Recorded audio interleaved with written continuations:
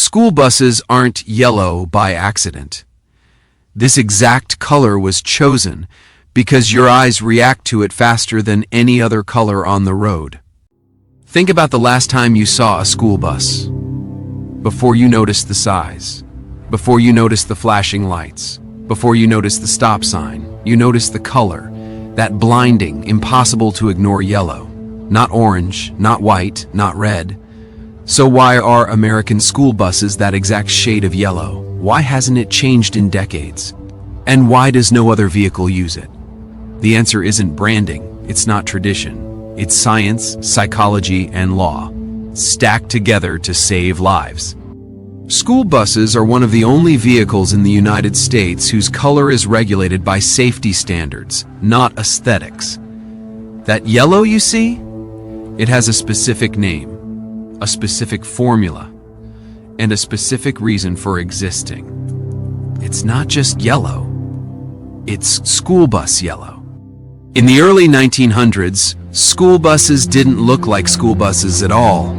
They were wooden wagons, trucks with benches, repurposed delivery vehicles, painted gray, green, red, or even white. There was no standard design, no standard color, no standard safety system. And that caused a massive problem. Drivers couldn't recognize school buses quickly. Kids were getting hit while crossing roads. Accidents kept happening, not because drivers were reckless, but because they didn't realize children were nearby. The bus didn't stand out.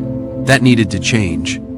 Safety experts realized something critical. Most accidents didn't happen because drivers ignored school buses. They happened because drivers didn't notice them in time. Especially early morning, late afternoon, foggy weather, rainy roads, tree-lined streets. Human vision struggles in low-contrast environments. So engineers and researchers asked a simple but powerful question. What color can the human eye detect the fastest and from the farthest distance? That question changed everything. Here's where the science comes in. Human vision is most sensitive to yellow. The human eye is most responsive to light in the yellow-green spectrum. That means yellow is noticed faster than red. Yellow is visible from farther away than white. Yellow stands out against trees, sky, asphalt, and buildings. At dawn and dusk, when most school bus routes happen, yellow remains visible longer than any other color. Red fades into shadows, white reflects glare, blue blends into the sky, yellow survives everything. Black text is most readable on yellow. Now look closer. School buses don't just use yellow, they use black lettering on yellow. Why? Because black on yellow creates the highest contrast readability at long distances. It allows route numbers, warning text school bus signage to be read faster, even in peripheral vision. That combination wasn't chosen by artists, it was chosen by safety data. Not just yellow, a very specific yellow. This part surprises most people. There are thousands of shades of yellow. But school buses use one exact tone, standardized after extensive testing. Too bright causes glare. Too dull blends into surroundings. Too orange loses contrast at sunset. Too green disappears near trees. So engineers locked in a very narrow range. That's why all American school buses look almost identical, even across different states and manufacturers. Yellow isn't just visible, it changes behavior. In psychology, yellow is associated with alertness, warnings, attention, caution. That's why traffic signs use yellow, hazard markings use yellow, warning tape is yellow, your brain has been trained since childhood, yellow equal to slow down. Pay attention. Something important is happening. So when drivers see a yellow school bus, they don't just see it, they instinctively prepare to stop, even before flashing lights activate. That reaction saves seconds, and seconds save lives. By the late 1930s, accident data became impossible to ignore. In 1939, transportation experts, engineers, and educators met to create the first national school bus standards. That conference changed everything. They standardized bus size, seat spacing, safety rules, and yes, color, yellow, became mandatory. From that moment forward, no other color was allowed. Repainting became required. New buses had to comply. This wasn't a suggestion. It became regulation. Design stopped being optional. The yellow color doesn't work alone. It's part of a layered safety system. Yellow body, early detection. Black text, instant readability. Flashing red lights, forced attention. Stop arm, legal stopping requirement. High seating, better child visibility. Reinforced structure, crash protection. Remove the yellow and the entire system weakens. That's why the color has never changed. With modern technology, you might expect change. LED lights, reflective strips, advanced materials. Yet the color stays the same. Why? Because newer technologies add to yellow, they don't replace it. Reflective tape works better on yellow. Lights are more noticeable on yellow. Cameras identify buses faster because they're yellow. Even AI-based traffic systems are trained to detect school bus yellow as a high-priority object. The color is now part of digital recognition systems. Changing it would break more than tradition. It would break infrastructure. You might wonder, if yellow is so effective, why don't all countries use it? They do, just differently. Many countries use yellow accents, use reflective yellow panels, use yellow signage. But the US standardized the entire vehicle. Why? Because American school buses stop traffic, load kids directly onto roads, operate in suburban and rural areas, travel longer distances. That required maximum visibility, not partial. So, the next time a yellow school bus passes you, remember, that color wasn't chosen to look friendly. It wasn't chosen to be cheerful. It wasn't chosen for branding. It was chosen because your eyes detect it fastest. Your brain reacts to it instinctively. Your laws enforce it strictly, and children survive because of it. That yellow is not paint. It's applied safety research, frozen into design. One object, one color. One of the smartest decisions ever made on the road. Turn on a ceiling fan. Instantly you feel cooler. But here's the strange truth. The room didn't cool down at all. So why does your body feel colder the moment the fan starts spinning? The answer is a sneaky mix of physics and human biology. Ceiling fans do not lower air temperature. They only make you feel cooler. In fact, the room temperature stays exactly the same even after hours of fan use. Before air conditioners existed, fans were the only way people survived brutal heat. Homes relied on hand fans, window fans, finally. Ceiling fans. The goal was never to cool rooms. It was to cool people's skin. Engineers focused on moving air, not removing heat. Cooling a room means pulling heat out of the air, venting it somewhere outside, replacing it with cooler air. That's exactly what ACS do. Fans don't remove heat at all. They simply move hot air around. So how can air movement feel like cooling? The real physics is evaporation effect. Sweat evaporates faster on moving air, and evaporation literally steals heat from your skin. Convection. Fans replace warm air touching your body with slightly cooler air, constantly. Heat transfer speed. The faster air touches you, the faster your body loses heat, even if the air itself remains warm. Result, you cool down, not the room. Your brain makes a huge mistake. Because you feel cool, you assume the room cooled down. But in reality, turn off the fan. The room feels hot again instantly because the fan never changed the room. It only changed you. Energy engineers discovered leaving fans on in empty rooms wastes electricity. Smart fans now shut off when no people are detected. Some advanced blades optimize airflow to direct cooling only toward people. The modern fan is a human-targeted cooling device. Ceiling fans are not room coolers. They are human coolers. A machine that works only when you're standing beneath it. One illusion of cooling, one perfect physics trick, one device built entirely for your body, not the air. You see them every single day. Red, yellow, green. But have you ever stopped to ask, why these three colors? Why not blue, purple, or white? The answer goes back farther than traffic and deeper than color. There are over 1.3 billion people who rely on traffic lights every single day. And the world has silently agreed on the exact same three colors, with almost no exceptions.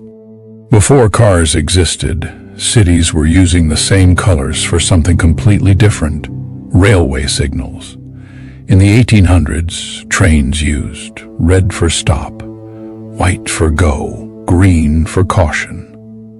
But there was a problem. A dangerous problem. Train conductors often mistook white for stars or lantern reflections, leading to accidents. So they switched the meanings. Green means go. Yellow means caution. Red means stop. When cars arrived later, traffic engineers simply copied the system. And that's how railway colors accidentally became global.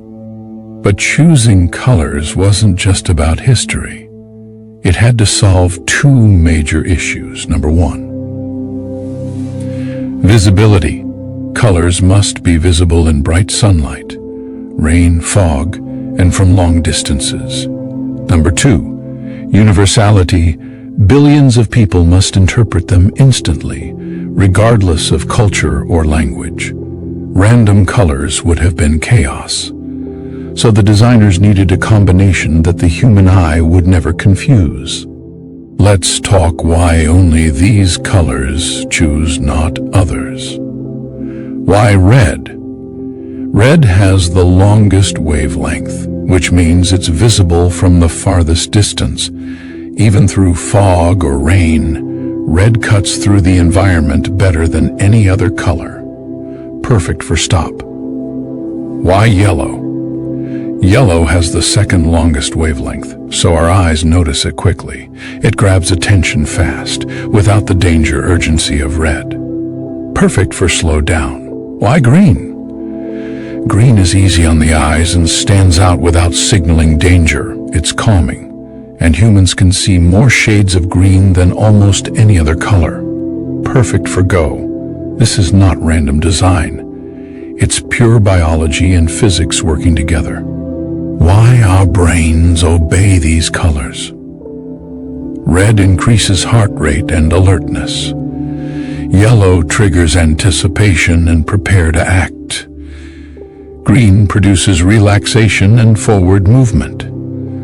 Traffic engineers leveraged basic color psychology to create a system your brain obeys automatically, even if you don't speak the language or read the signs. Your body reacts before you think. Today, LED traffic lights use filtered wavelengths for more visibility, energy efficiency, colorblind, safe brightness levels. Some cities even added shapes in the lights, like arrows or squares, for colorblind users, without breaking the classic three-color system. Even with new technology, the world refuses to change the colors because the system already works perfectly. Today, LED traffic lights use filtered wavelengths for more visibility, energy efficiency, colorblind, safe brightness levels. Some cities even added shapes in the lights, like arrows or squares, for colorblind users without breaking the classic three-color system. Even with new technology, the world refuses to change the colors because the system already works perfectly. So the next time you're waiting at a red light, remember, you're not just looking at colors. You're looking at 150 years of railway history, human biology, and genius engineering, all hidden in three glowing circles. Red, yellow, green. A system so perfect, the world never changed it. Hold a pencil for a second. Why is it always this shape? 6 sides, never round, never square. There's a hidden reason, and it's not what you think. Every year, the world makes more than 14 billion pencils, and almost all of them follow the same hexagon design invented over 150 years ago. The story begins in the 1600s, when people first wrapped sticks of graphite in wood. But early pencils had a problem. They kept rolling off tables, falling and breaking the fragile graphite inside. Carpenters, writers, and students all complained. Manufacturers needed a shape that was still comfortable but stayed exactly where you put it. A round pencil was easy to make, but a disaster to use. It rolled constantly, it cracked the graphite, it dropped from slanted desks, and sharpening was uneven. Changing the shape wasn't about looks, it was about making writing stable. Enter the hexagon, a shape that quietly solves everything. Doesn't roll, 6 flat sides create enough friction so it stays put, even on slanted school desks. Easier to grip, your fingers naturally form a tripod grip, and a hexagon gives 3 perfect alignment points. Cheaper to make, wooden slabs can be cut into long hexagonal strips with 0 wasted material. Round pencils waste more wood. Stronger body, 6 edges distribute pressure evenly, protecting the graphite core from breaking inside. It's not random design. It's hidden microengineering. The shape also subtly influences behavior. A hexagonal pencil keeps your fingers in a stable position, which reduces fatigue and makes people write longer without noticing.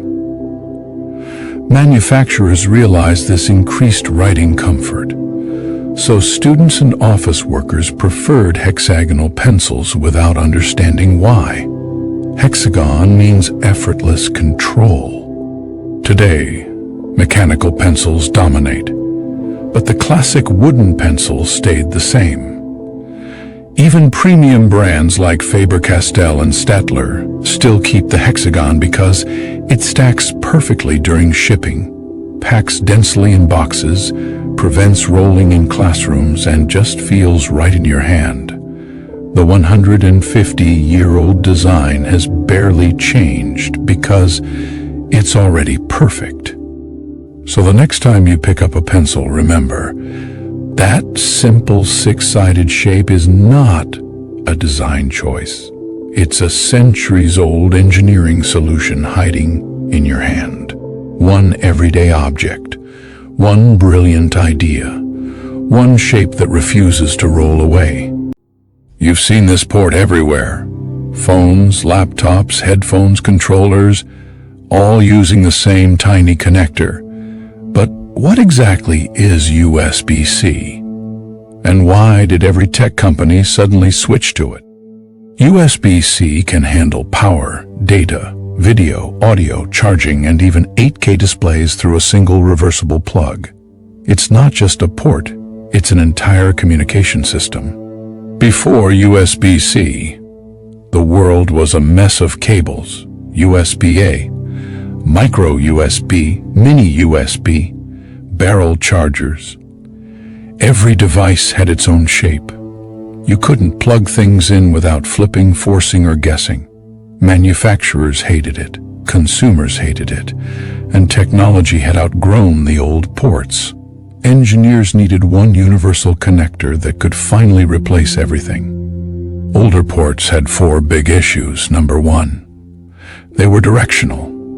USB-A only worked one way, wrong 50% of the time. Number 2, slow and limited.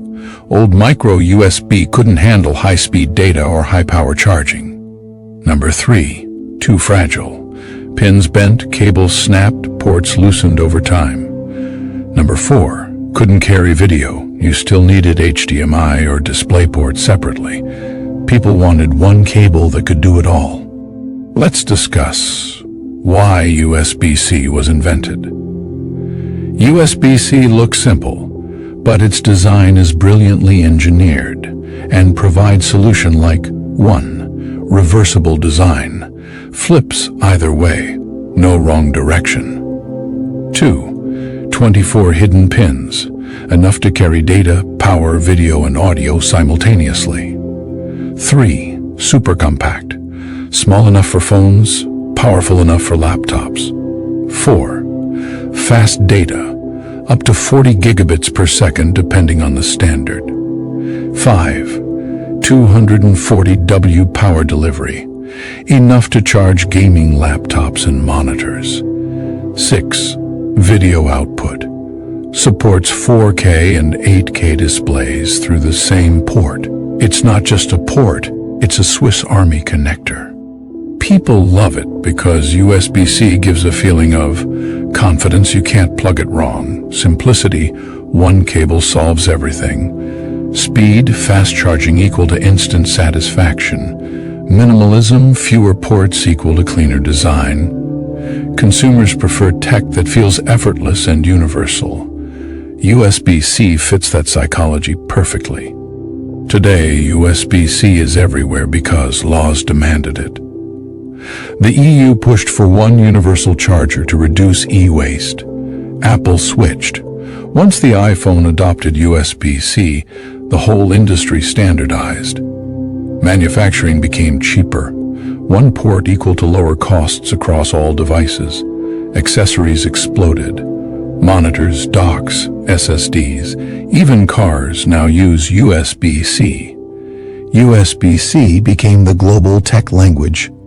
So the next time you plug in that tiny oval port, remember, USB-C isn't popular by accident.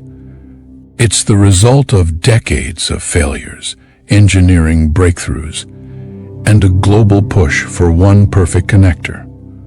One cable, one port, one world standard solution. You type a message, hit send, and boom, it arrives instantly. But have you ever wondered, what actually happens the moment you send a text? Where does it go?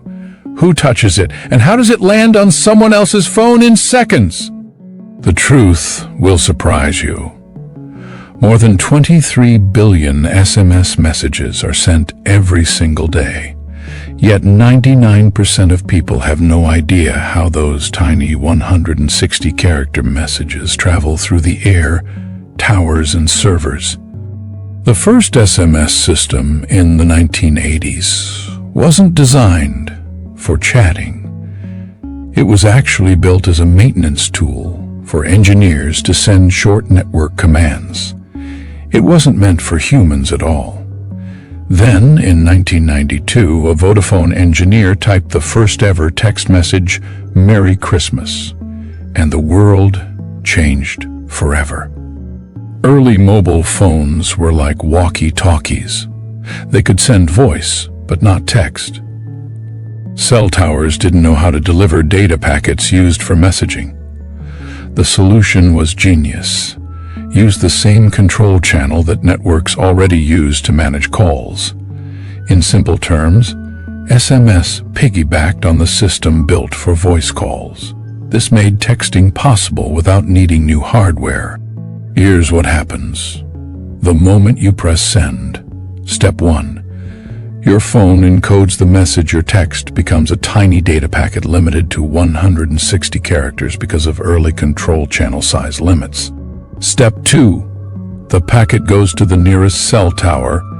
Your phone talks to the closest tower through radio waves. Step 3, the tower forwards your message to an SMSC. SMSC equal to Short Message Service Center. This is like a post office for text messages. It decides where the message should go, whether the receiver is online, if it needs to be stored. Step 4, if the recipient is offline. Your message sits in the SMSC until their phone reconnects. This is why SMS works without internet. Step 5. SMSC contacts the receiver's tower once found. It sends the message to the nearest network tower on their side. Step 6. Tower. Phone the tower beams the packet over radio waves. The phone decodes it, and you hear ding. All of this happens in less than a second. SMS tricked your brain into believing it's real-time communication because delivery happens silently. Phones vibrate immediately. Messages are short, no processing time. The system is extremely reliable. It works even without data or Wi-Fi. Your brain interprets this as instant, even though there's a whole invisible mailing system behind it. Even though we use WhatsApp, iMessage, and Telegram, SMS still remains the backbone for OTP codes, bank alerts, authentication messages, emergency alerts. Why? Because SMS doesn't need the internet. It only needs a tower. So it works everywhere, even with 1 bar of signal. So the next time you send a text message, remember you're triggering a chain reaction through towers, servers, invisible radio waves, and a digital post office built in the 1980s. A message that travels faster than you blink. A system older than smartphones. A technology so simple, it became unstoppable. One message, one press, one incredible journey. Burger buns have stayed round for over 100 years, and changing their shape would break the entire burger. Pick up a burger before you taste it, before you smell it, before you even think about the flavor. Notice the shape: round bun, round patty, round tomato slices, round onion rings. It feels so natural that it barely registers as a design choice. But it is a design choice. Bread doesn't grow in circles. Meat doesn't demand curves. And nothing about fire, ovens, or hands forces food to be round. So why did this one specific shape dominate the most popular handheld food on Earth? Why didn't burgers evolve into squares, or rectangles, or long sandwich-style rolls? Because the round burger bun isn't tradition. It's not aesthetics. It's not branding. It's the result of hundreds of small physical, psychological, and industrial problems quietly solved by one simple curve. Every single day, humans eat tens of millions of burgers. Not just in restaurants, but at home, at sporting events, at roadside stalls, at school cafeterias, at backyard grills. And nearly every one of them uses the same bun geometry. If this shape caused mess, if it slipped apart, if it wasted ingredients, if it frustrated eaters, it would have been replaced immediately. Food design is brutally honest. Bad ideas don't survive scale. So the fact that the round bun didn't just survive, but became universal, tells us something important. This shape isn't just familiar, it's efficient. Before burgers existed, bread followed a different logic. Bread was made to be sliced, to be shared, to be stored. That's why loaves were long or oval. That's why flatbreads were wide and thin. That's why rolls were shaped for tearing, not gripping. Then ground meat entered everyday cooking. Minced meat cooks faster than whole cuts. It's easier to portion. And when pressed flat, it naturally spreads outward. That spreading creates a circle. Not because cooks wanted it, but because physics demanded it. Now humans faced a new challenge. How do you eat hot minced meat with your hands? Early solutions were messy. Meat on bread slices fell apart. Juices soaked through. Corners collapsed under pressure. Plates solved the problem, but killed portability.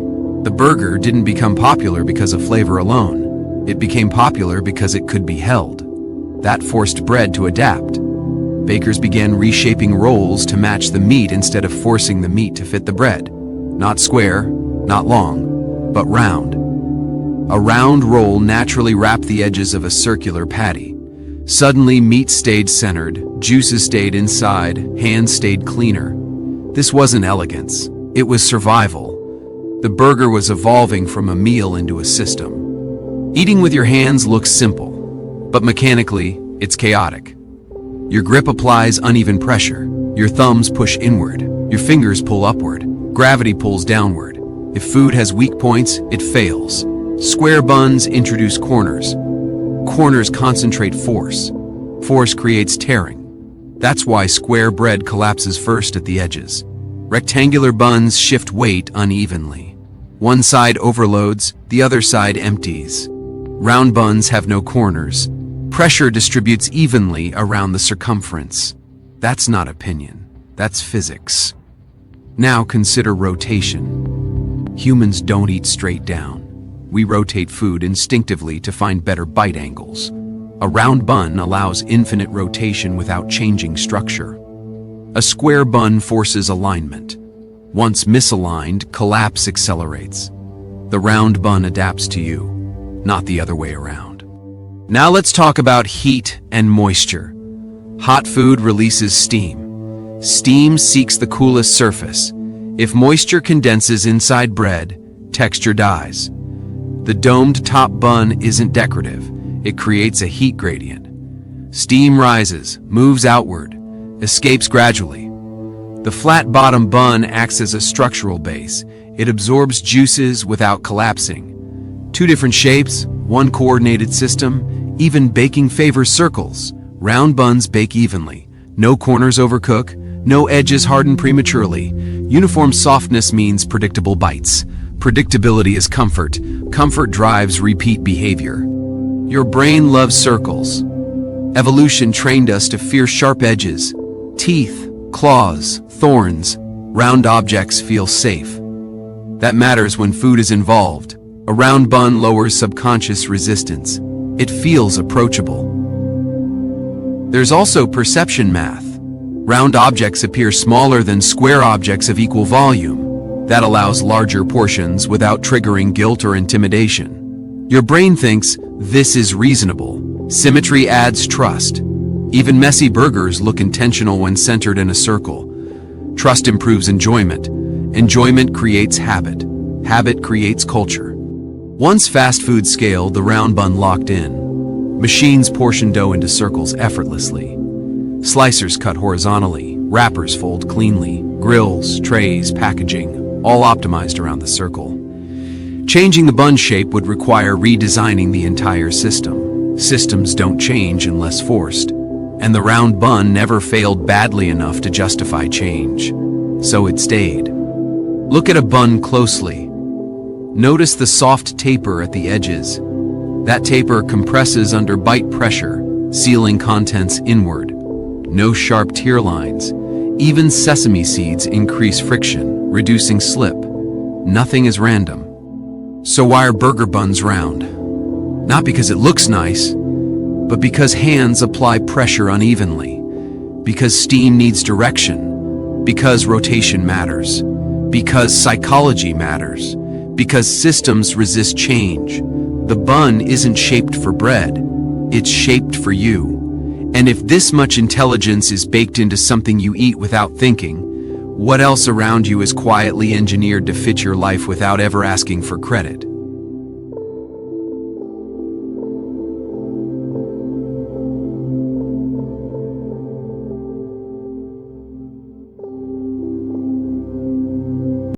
A pizza is round, perfectly round. But the box it arrives in is always a square. Not a circle, not a triangle, not even a rectangle. A square. And here's the strange part. This design hasn't changed in over 100 years, in a world where everything gets redesigned. Why did this stay the same? Because the square pizza box isn't a coincidence. It's one of the smartest everyday designs ever created. Every single year, more than 3 billion pizza boxes are used worldwide. That's billions of boxes designed, manufactured, folded, stacked, shipped, filled, delivered, opened, thrown away, and replaced again tomorrow. If this design wasted money, if it damaged pizza, if it slowed delivery, it would have disappeared decades ago. But it didn't. Instead, the square pizza box became global. From New York to Tokyo, from street shops to frozen aisles, which tells us one thing: this shape solves more problems than you realize. To understand the pizza box, we have to go back to a time when pizza didn't need one. Originally, pizza wasn't something you took home. It was something you ate immediately. In early pizza culture, especially in Italy, pizza was sold hot, wrapped loosely, and eaten on the street. There was no concept of delivery, but when pizza spread to other countries, especially the United States, something changed. People wanted convenience. They wanted pizza at home, at parties, at offices, late at night. And suddenly, pizza had a new enemy: distance. Hot pizza placed inside anything begins to release steam. Steam turns into moisture. Moisture destroys texture. Early restaurants tried everything: paper bags soaked through. Tin foil trapped heat and created condensation. Wooden boxes were heavy and expensive. Metal containers ruined the crust. The challenge wasn't just holding pizza, it was preserving it just long enough. The container had to protect the pizza, keep it warm, prevent sogginess, be cheap, be stackable, be fast to assemble. No design did all of that until cardboard entered the picture. Cardboard was light, cheap, foldable. But now came the big question: what shape should the box be? At first glance, the answer seems obvious. Pizza is round, so the box should be round too. But reality isn't that simple. Fresh pizza is extremely hot. Hot food releases moisture in the form of steam. When steam hits a cool surface, it turns into water. If that water drips back onto the pizza, the crust becomes soft, soggy, and ruined. So the box needed to do something counterintuitive. It had to trap heat while letting moisture escape. Round containers are terrible at this. A round box seals evenly around the pizza, trapping steam uniformly. There's nowhere for moisture to escape. But a square box? A round pizza only touches a square box at a few points. That creates air pockets. Those tiny gaps allow steam to move upward, condense on the lid, and slowly escape instead of soaking the crust. The shape itself manages moisture. But there's another problem most people never consider: manufacturing. Cardboard starts as flat sheets, straight sheets. Cutting squares is efficient. Cutting circles creates waste. A round box requires more material, more cuts, more time. Weaker folds. A square box can be cut, folded, and locked together in seconds. In fast food, seconds matter. The square pizza box is a masterclass in industrial design. One flat sheet, a few folds, no glue. That's it. The lid locks using tension. The walls support weight from stacking. The corners absorb pressure during transport. And here's the clever part. Those folded corners aren't airtight. They create microscopic ventilation points. Not enough to cool the pizza, just enough to prevent condensation buildup. The box doesn't fight physics. It works with it. Even the height of the box matters. Too low, and the cheese sticks to the lid. Too high, and heat escapes too quickly. Over decades, the dimensions were quietly optimized. Not by one designer, but by thousands of restaurants, failures, and adjustments. The final result looks simple. But it's not. It's a system refined by real-world use. Now let's talk about something less obvious: your brain. When you open a pizza box, you're not just accessing food, you're experiencing a reveal. The square lid opens upward like a stage curtain. The pizza is centered, framed. Your brain instantly registers: this is complete, this is meant to be shared, this feels generous. Psychologically, squares represent stability and reliability. Circles feel delicate, triangles feel aggressive. A square box signals: this will not tip over, this will hold together, this is safe. Even the way slices are arranged matters. A square box leaves empty space in the corners, making the pizza feel larger than it is. That's a known perception trick. More visible space equals more perceived value. A round box would feel tighter, crowded, claustrophobic. The square creates breathing room for both the pizza and your mind. This is why a square pizza box feels right, even though it shouldn't. Over time, pizza boxes evolved, but only in details. Grease-resistant linings, corrugated bottoms, small ventilation holes, raised supports in the center. But the shape never changed. Why? Because the pizza box isn't just designed for pizza. It's designed for delivery bags, car seats, shelves, freezers, trash bins, recycling systems. The entire world is built on right angles. Trucks are rectangular. Warehouses are rectangular. Storage systems are rectangular. The square box fits into everything seamlessly. Changing its shape would break the entire system. So the design stayed, because it already worked. So why are pizza boxes square? Not because pizza is round, but because the world is straight-edged. Because cardboard folds better. Because steam needs an escape. Because stacking matters. Because psychology matters. Because systems matter. The pizza box isn't designed for pizza. It's designed for reality. And the next time you open one, pause for a moment. Because if something this ordinary hides this much intelligence, what else around you have you never questioned?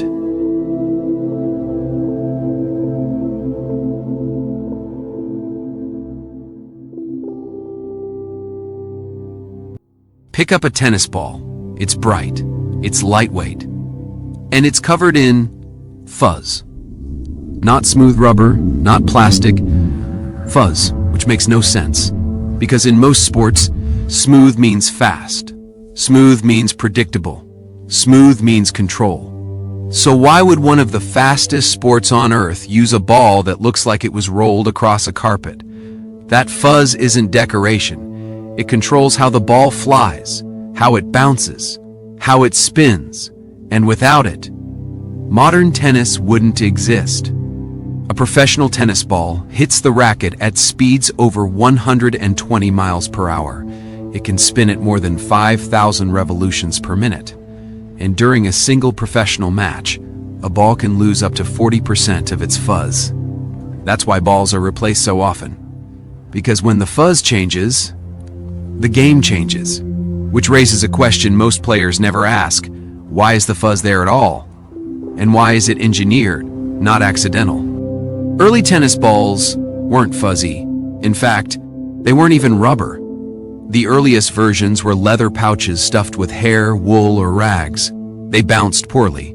They flew unpredictably, and they wore out fast. When rubber balls appeared in the 1800s, they solved one problem, bounce, but created another. Rubber balls were too fast. They skidded. They slipped off rackets. They bounced low and shot forward unpredictably. Matches became chaotic.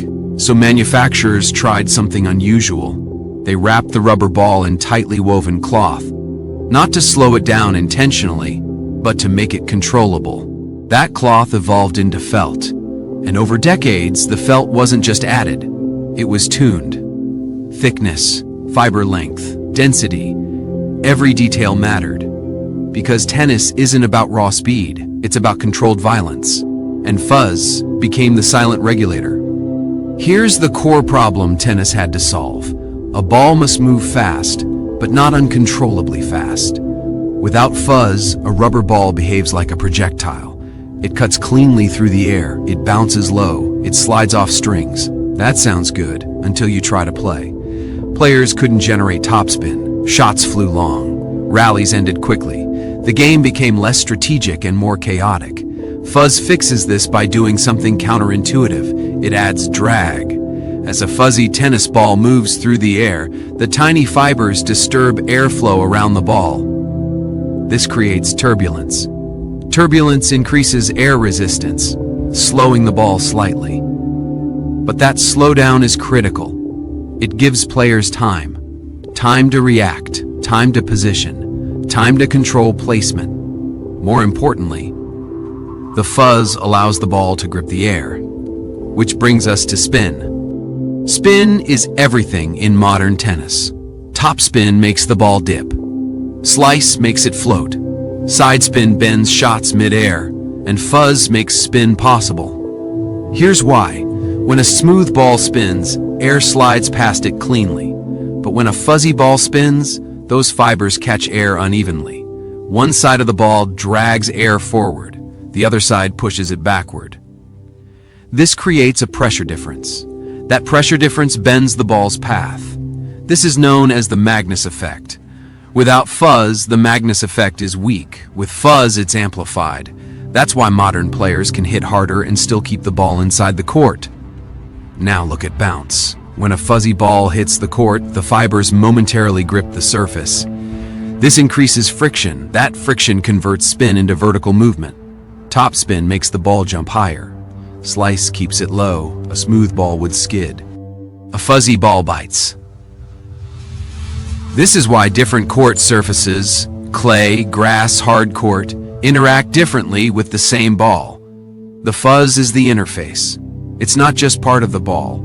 It's the connection between ball and air, ball and racket, ball and court. Remove it, and tennis collapses into a different sport. There's another reason fuzz matters. Human perception. Players don't just react to where the ball is, they react to how it looks while moving. A fuzzy ball creates a visible blur in motion. That blur makes speed easier to judge. A smooth ball moving at high speed appears sharper, almost faster than it really is. The fuzz softens motion visually. It makes the ball's rotation readable. Players subconsciously track spin by watching how the fuzz rotates. This improves timing, improves confidence, improves control. That's why tennis balls are bright yellow, not for style, but visibility. The fuzz holds dye better. It reduces glare. It stays readable under stadium lights. Everything about the fuzz is optimized for the human eye. The ball isn't just designed for physics, it's designed for players. If fuzz is so important, why does it wear off? Because it's doing work. Every hit pulls fibers loose. Every bounce scrapes them down. Every rally changes the ball. As fuzz wears, drag decreases, speed increases, bounce lowers, spin reduces, the ball becomes faster, but harder to control. That's why professional matches replace balls every few games. Not because the rubber fails, but because the fuzz does. A dead ball isn't flat, it's bald, and players can feel the difference instantly. The fuzz is the first thing to go, and the first thing that changes the game. Today's tennis ball fuzz is engineered, not random felt, not generic fabric. It's a blend of wool and nylon. Wool for grip, nylon for durability. The fibers are designed to fluff up after impact, then slowly break down. This ensures consistent, early performance, predictable degradation, fair play across a match, even pressure inside the ball is calibrated alongside the fuzz, because bounce, speed, and spin are inseparable. Change one, and the rest follow. That fuzzy surface you never questioned? It's one of the most precisely engineered textures in all of sports. So why are tennis balls fuzzy? Not for comfort, not for tradition, but for control. The fuzz slows the ball just enough. It grips the air just enough. It bites the court just enough. It turns chaos into strategy, power into precision. Without fuzz, tennis would be faster, but worse. Shorter rallies, less spin, less skill. That strange yellow fuzz isn't a flaw. It's the reason the game works. And the next time you watch a match or bounce a ball on the ground, remember, if something this small can shape an entire sport, what else around you is quietly controlling the world without you ever noticing?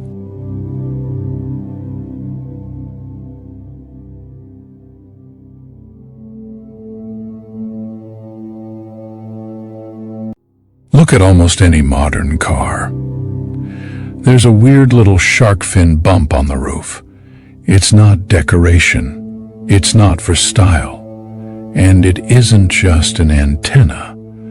That tiny fin hides one of the most important communication systems in your car. Most shark fins actually contain multiple antennas at once, not just for radio, but also for GPS, Bluetooth, cellular service, satellite radio. One bump does the work of 5 different antennas. Old cars used to have long metal rod antennas sticking out from the hood or fender. They were easy to break, ugly, bad for aerodynamics.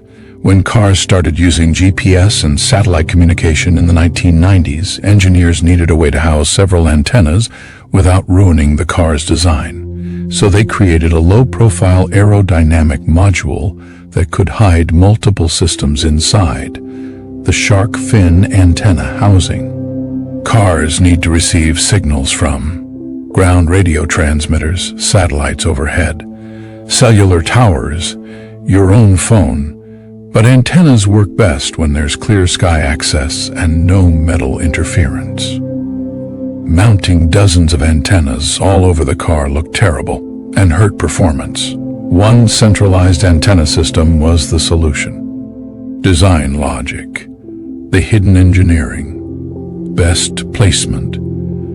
The center of the roof gives 360-degree signal coverage, minimal blockage, maximum range, aerodynamics. The shark fin shape reduces wind drag, cuts noise at highway speeds, protects internal electronics, signal separation. Inside the fin, architects carefully space antennas so they don't interfere with each other, maintain clean signals simultaneously. It's a miniature communications tower built into your car roof. The shape also sends a message. It looks fast. It feels futuristic. It subtly signals that the car is technologically advanced. That little detail makes cars feel more premium, even though most drivers don't know why. Oday's shark fins often contain GPS, AM, FM, satellite radio, cardophone antennas, emergency cellular trackers. And in electric cars, the systems keep growing. Future shark fins may also include vehicle-to-vehicle communication, high-tech radar modules. The bump keeps shrinking but becoming smarter. That tiny shark fin isn't decoration. It's a command center connecting your car to the world. One small bump, multiple hidden antennas, a mobile communication tower riding on your roof. Pick up any coin. Look at the edge. Why is it covered in tiny ridges instead of being smooth? Those lines aren't decoration. They were invented to stop one of the biggest scams in history. Coin ridges are called reading. They exist because people used to literally steal money by shaving coins. Hundreds of years ago, coins were made from real gold and silver. People figured out a trick.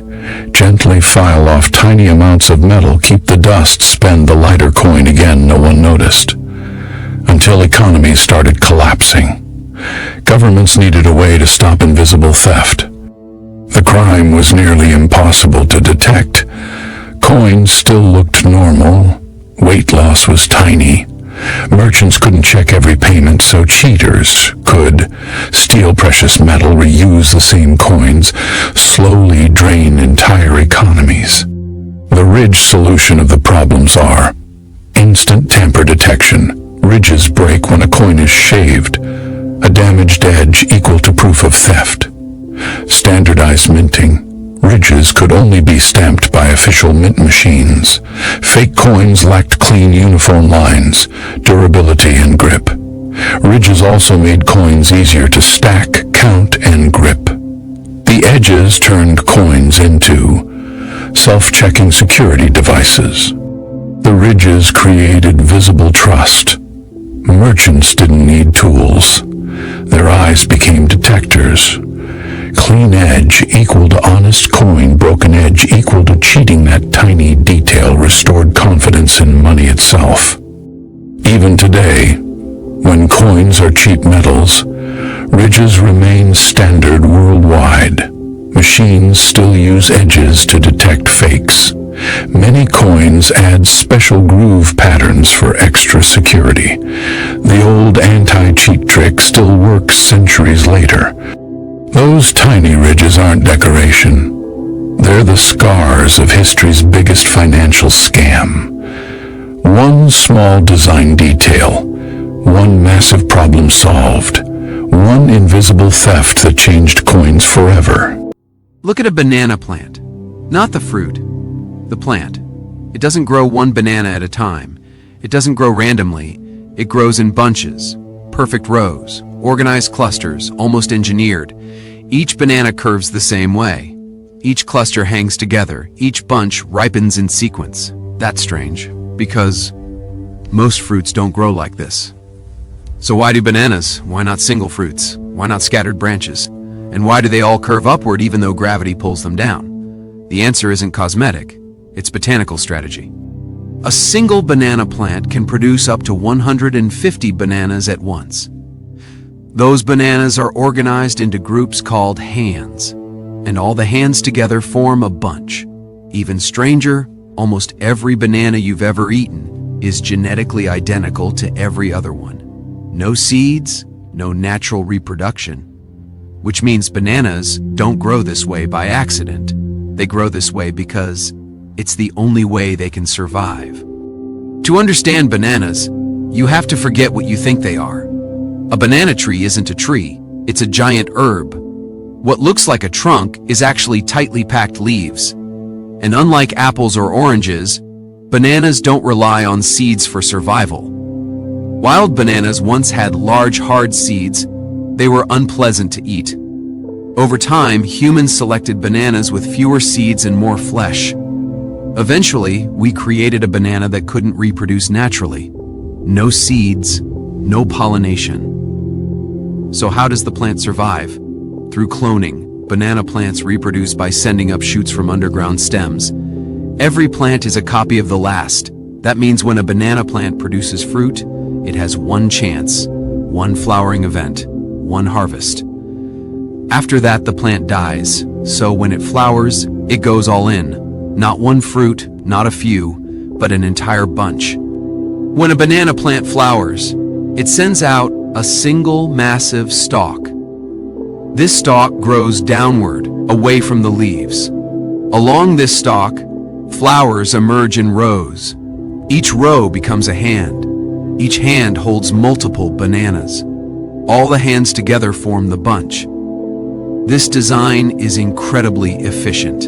Instead of wasting energy growing fruit across multiple branches, the plant concentrates everything into one structure. Nutrients flow directly from the stem to every banana at once. No competition, no uneven growth. Every fruit develops together. That's why bananas in the same bunch are nearly identical in size and shape. The plant isn't being decorative, it's optimizing survival. One stalk, one harvest, maximum output. Here's where bananas get even stranger. Most fruits rely on pollination. Pollen meets ovule, seeds form, fruit develops. Bananas don't work like that anymore. Modern bananas are parthenocarpic. That means they form fruit without fertilization. The flowers still exist, the structure still forms. But seeds never develop. Instead, the plant diverts all its energy into producing edible flesh. That's why bananas have those tiny black dots inside. They're aborted seeds. The bunch structure helps here too, because without seeds, the plant needs a way to justify such a massive energy investment. Producing fruit in a single dense bunch reduces waste. Every banana ripens together. Every banana can be harvested together. For farmers, this is perfect. For the plant, it's survival by efficiency. Now let's talk about the curve. Bananas don't start curved, they start straight. After forming, the entire bunch hangs downward due to gravity. But bananas don't want to grow down, they want light. As the fruit develops, each banana begins growing upward against gravity. This process is called negative geotropism. Cells on the lower side of the banana grow faster than cells on the upper side. That uneven growth causes curvature. The banana bends upward toward sunlight. Every banana in a hand does this simultaneously. That's why they curve the same way. The bunch forces alignment. If bananas grew individually, their curves would be random. The bunch creates consistency. Even the shape you recognize is a side effect of group growth. Bananas didn't just evolve for nature, they evolved for farming. A bunch can weigh up to 50 kilograms. Harvesting one bunch is faster than picking individual fruits. Transportation is easier. Handling is standardized. Farmers cut the entire bunch at once while it's still green. Why green? Because bananas ripen using ethylene gas. If they ripened on the plant, the whole bunch would over-ripen at once. Harvesting them green allows control. Controlled ripening rooms trigger bananas to yellow evenly. Again, the bunch structure makes this possible. One system, one timeline, no randomness. Inside a ripening banana, starch converts into sugar. The fruit softens. The aroma develops. Because bananas grow in bunches, they release ethylene together. That creates a chain reaction. One banana triggers the next. That's why bananas ripen in sequence, not randomly. And it's why separating bananas slows ripening. The bunch acts like a biological timer. Nature built bananas to ripen as a unit. This reduces waste in the wild and increases predictability in farming. Even the way bananas bruise easily is part of this system. Soft flesh signals ripeness quickly. Fast consumption matters when seeds aren't involved. So why don't bananas grow individually? Because that would fail at every level. Single fruits would ripen unevenly, waste energy, increase exposure to damage, reduce harvest efficiency. The banana plant only flowers once.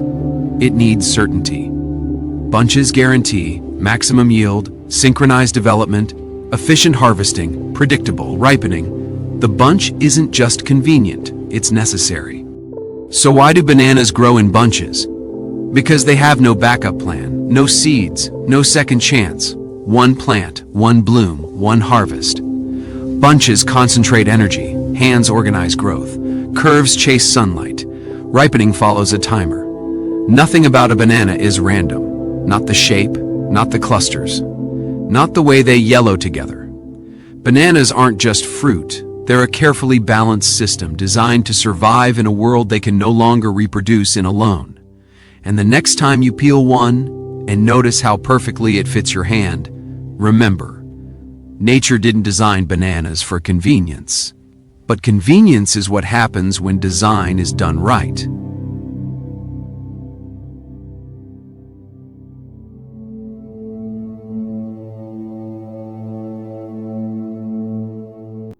Look at your jeans, that tiny useless pocket, the one nothing fits into. Why is it still there, on millions of pants worldwide? It turns out, that pocket once protected something incredibly valuable. The little pocket has existed for more than 150 years, and its size hasn't changed since the 1800s. In 1873, Levi Strauss invented jeans for gold miners. Miners didn't own smartphones, they owned pocket watches. These watches were heavy, chain-attached, and easily cracked during work. So Levi added a small reinforced pocket inside the front pocket called a watch pocket. Its job, keep watches separate from tools, prevent scratches, stop chains from tangling. That tiny pocket protected the miner's most prized possession. As work clothes became everyday outfits, pocket watches disappeared, smartphones appeared. The little pocket became useless, yet manufacturers faced a dilemma: remove it and alter the iconic jeans design, or keep it, even if no one knew why. Design logic, why it stayed. Brand tradition. Removing the pocket would break the classic look. Visual balance. The tiny pocket fills the empty corner of the jean design, preventing awkward visual gaps. Cost neutral. Reusing the old pattern costs less than redesigning. Marketing heritage. It signals authenticity. True denim equal to real Levi-style jeans. The pocket's mystery boosts curiosity. People touch it, mention it, joke about it, keeping the jeans design memorable. It's a useless feature that functions as brand storytelling. Most people don't wear jeans for comfort alone. They wear the meaning behind them. Today, some brands secretly repurpose the pocket. Hidden coin stash, lip balm slot, wireless earbud holder, ring holder, but its shape remains unchanged to preserve the original watch pocket heritage. That tiny pocket on your jeans isn't useless. It's a 19th century relic still stitched into modern fashion. One forgotten tool, one pocket preserved forever, one tiny design detail that outlived its purpose. You've seen them spinning on highways and hilltops. Massive white fans, always with the same number. Not 2 blades, not 4 blades, always 3. Why? Modern wind turbines are so efficient that one single turbine can power over 1,500 homes. And the key to that efficiency is hidden in the number of blades. Early windmills used anywhere from 4 to 20 wooden blades. Then engineers started experimenting. 2 blades spun faster. 4 blades were heavier, but neither produced consistent, stable power. After decades of tests, one design beat every other shape. The perfect balance wasn't more blades. It was exactly 3. Designers had 4 big issues to solve. Number 1, too many blades. Creates drag. Turbine slows down.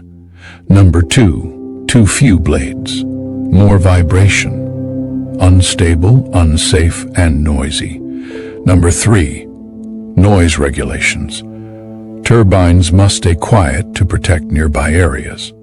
Number 4, cost versus performance. More blades equal to more weight equal to more stress equal to more money. No design fit all requirements until the 3-blade model changed everything. Design logic behind why 3 blades win. Perfect aerodynamic balance. 2 blades cause wobbling. 4 blades add heavy drag. 3 blades create natural symmetry, making the turbine spin smoothly and efficiently. Maximum energy with minimum noise. More blades slice the air more often, more noise. 3 blades hit the sweet spot of high power output plus low sound levels, optimal rotational speed. 3 blades rotate at a speed that wind generators can convert into electricity efficiently. Too slow equal to weak energy. Too fast equal to dangerous forces. Structural stability. 3 blades spread wind load evenly around the hub, reducing stress and keeping the tower stable. Cost efficiency. Adding a 4th blade gives almost 0 extra power, but dramatically raises the price and weight. 3 blades equal to maximum output for the lowest cost. Psychology of why they look right. 3-bladed turbines feel smooth, balanced, elegant, quiet. Humans naturally trust designs that appear symmetrical in motion, and 3 blades create the cleanest visual rotation. That sense of stable movement makes them more accepted in communities and landscapes. Today, the 3-blade turbine dominates. Because it's the global industry standard, manufacturers build all parts around the 3-blade system. Maintenance is predictable and cheaper. New materials like carbon fiber are optimized for 3-blade layouts. Even offshore megaturbines follow the same blueprint. Engineers have tried every alternative, but nothing beats the stability, efficiency, and cost of 3 blades. So the next time you see those giant spinning towers, remember, the 3-blade rule isn't a style choice. It's the most efficient aerodynamic design humans have discovered. 3 blades, perfect balance, maximum power. Bluetooth. You use it every day, but the name sounds medieval. Why would modern wireless technology be named after a tooth color? Where did Bluetooth even come from? The answer has nothing to do with teeth, and everything to do with a Viking king. Bluetooth is named after King Harald Bluetooth Gormson of Denmark, who lived more than 1,000 years ago. In the 1990s, tech companies needed a way to connect phones, computers, and headphones wirelessly. But the problem was, too many competing connection standards. Devices couldn't talk to each other. No single universal protocol. Engineers wanted a technology that would unite separated systems into one standard, just like a legendary king once united divided kingdoms. That king was Harald Bluetooth, famous for uniting Denmark and Norway. The technology borrowed his nickname as a symbol, connection through unification. The engineers needed a temporary project name, something symbolic of uniting systems, a neutral term before choosing a proper brand. Bluetooth began as a working placeholder, but it's stuck because no better name came along. The name meaning Harald Bluetooth. Bluetooth came from an old Nordic nickname, possibly meaning dark-haired or one dark tooth due to injury or die. But what mattered wasn't his tooth, his legacy, unification. Engineers borrowed his name because Bluetooth technology unified competing wireless systems into one connection standard. The logo secret. The Bluetooth logo combines two Viking runes, H equal to H, Harald, B equal to B, Bluetooth, merged into the wire-like icon we recognize today. Bluetooth sounded mysterious, memorable, totally unique, unlike boring tech names full of letters and numbers. The brain prefers strange words over generic ones, which made Bluetooth instantly recognizable worldwide. Bluetooth became the world standard for headphones, speakers, controllers, wearables, smart devices. The placeholder name became permanent, even though almost nobody remembers the Viking behind it. Bluetooth isn't named after a color. It's named after a king who united nations. Just like Bluetooth united technologies, one ancient ruler, one modern invention, one name that quietly bridges 1,000 years of history. You already know traffic lights are red, yellow, and green. But have you ever noticed something strange? Green is always at the bottom, not in the middle, not at the top. Why? The real reason goes deeper than design, and it's surprisingly brilliant.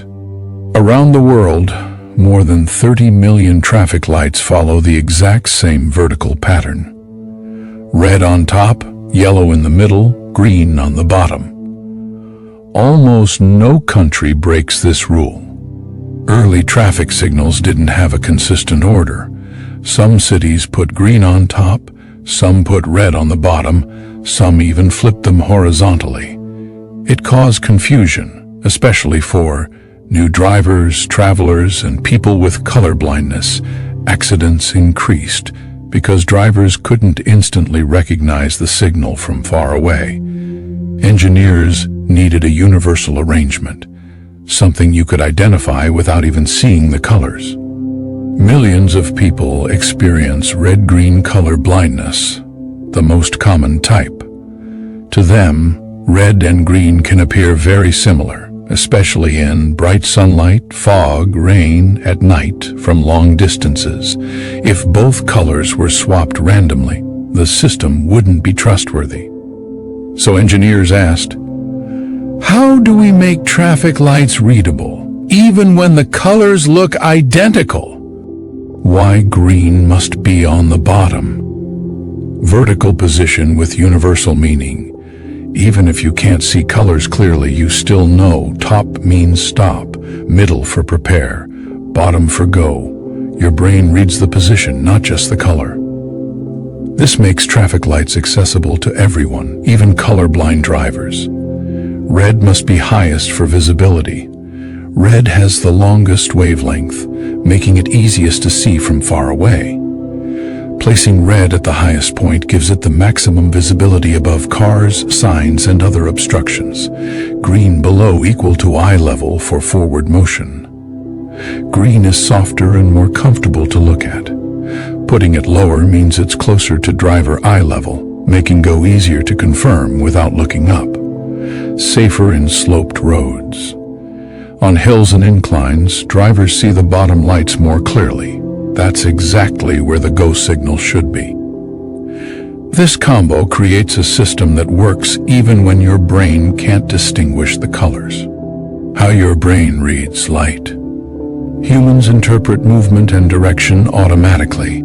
Top means danger. Middle means caution. Bottom means forward motion.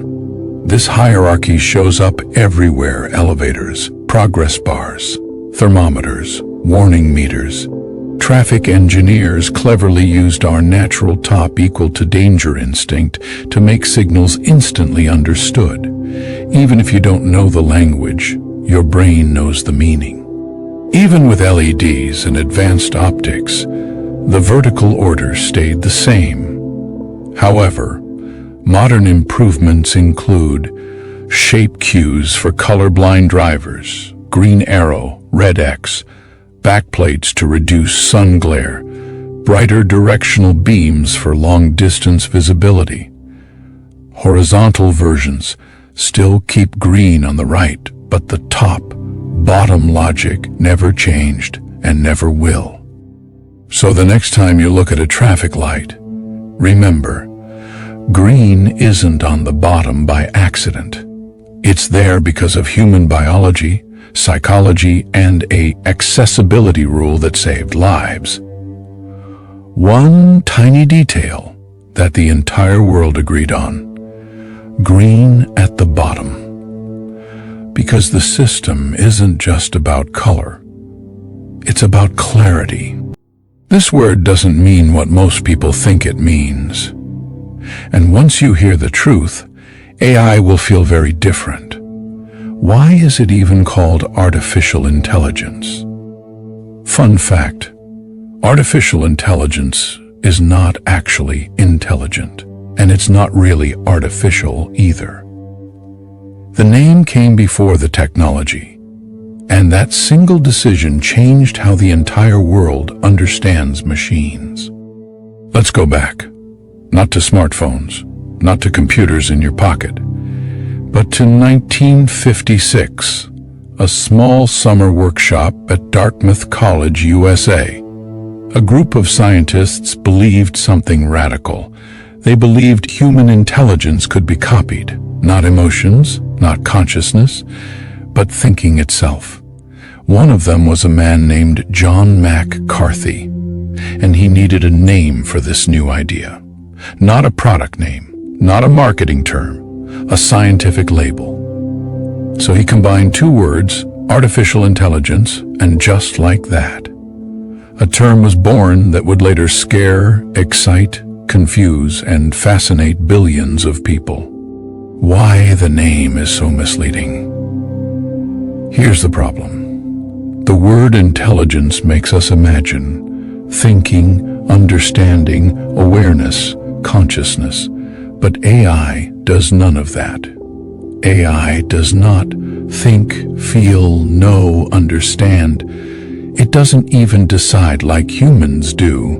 So why call it intelligence at all? Because in the 1950s, intelligence meant something very different. Back then, intelligence wasn't about emotions or awareness. It was about problem solving. If a machine could solve a puzzle, play chess, recognize patterns, follow logical rules, it was considered intelligent behavior, not intelligent being. That's a critical difference. AI was never meant to mean a machine that thinks like a human. It meant a machine that performs tasks that usually require human intelligence. The name described the task, not the mind. Why the name stuck? and confused us. Now here's where things get interesting. The name AI triggered something powerful in the human brain. Humans naturally anthropomorphize. We give names to cars, faces to plugs, emotions to robots. So when we hear artificial intelligence, our brain fills in the blanks. We imagine conscious machines, thinking robots, digital minds, even when none of that exists. The name made AI feel alive, even when it was just math. Today's AI is not magic. It is statistics, probability, pattern recognition, massive data processing.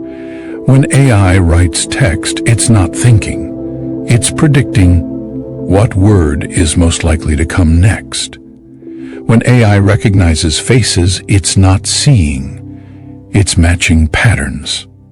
When AI answers questions, it's not understanding. It's calculating probabilities at insane speed. But the name AI stayed, because by the time people realized how misleading it was already everywhere. Movies, news, marketing, fear, hope. The name was too powerful to change. So here's the real answer. It's called artificial intelligence, not because machines are intelligent, but because humans wanted them to be. The name reflects our ambition, our imagination, our desire to replicate ourselves. AI is not a thinking mind. It is a mirror, a reflection of how humans define intelligence. And the real question isn't, is AI intelligent? The real question is, what does intelligence actually mean if a machine can imitate it? And that's why it's called AI. If you enjoy discovering the hidden logic behind everyday things, this channel is for you. Subscribe, because the most ordinary words hide the strangest stories. You hold a mobile phone every day. But think about this. Why is it called a mobile? It doesn't move on its own. It's not like a car. So why is this the thing we call mobile? The answer is hidden in an old piece of technology long before smartphones existed. The word mobile phone isn't about the phone moving. It's about you moving while you use it. Before mobile phones were bolted to the wall, attached to desks, locked in one place. That's why they were called landline phones, because you had to stay on the landline to use them. In the 1970s, engineers developed the first wireless handheld phone that worked while people moved around. For the first time, the phone wasn't tied to one spot. It traveled with you. So engineers named it the mobile telephone, meaning a telephone for users who were mobile. They needed to separate two ideas: phones fixed to buildings, phones usable anywhere. Calling it just wireless phone didn't capture the lifestyle change: not wired, not stationary, free to move. So the word mobile described the true invention. The user was no longer stuck in one place. The meaning of mobile. The word mobile means able to move freely. The phone itself didn't need to move. You did. And the phone still worked. The real breakthrough wasn't the device. It was the freedom of movement. Calling it mobile made the product sound liberating, personalized, modern. You weren't tied to wires anymore. The name sold freedom, and your brain associated it with independence and convenience.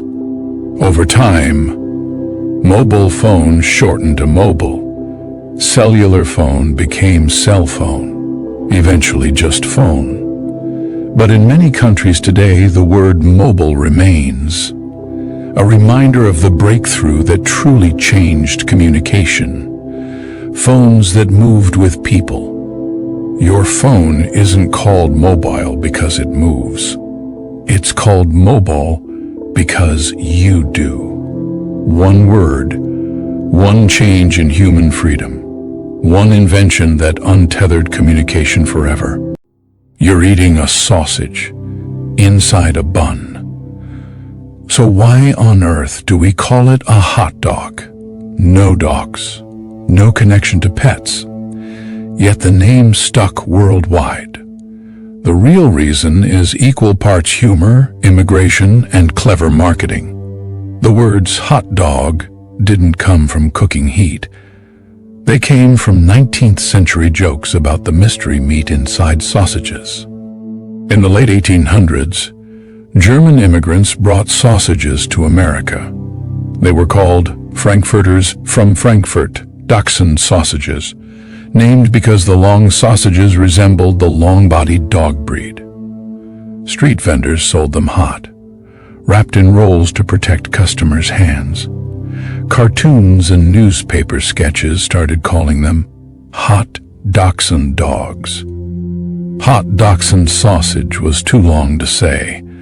Vendors needed a short, catchy shout-out name customers could recognize instantly. So Americans shortened it to hot dog.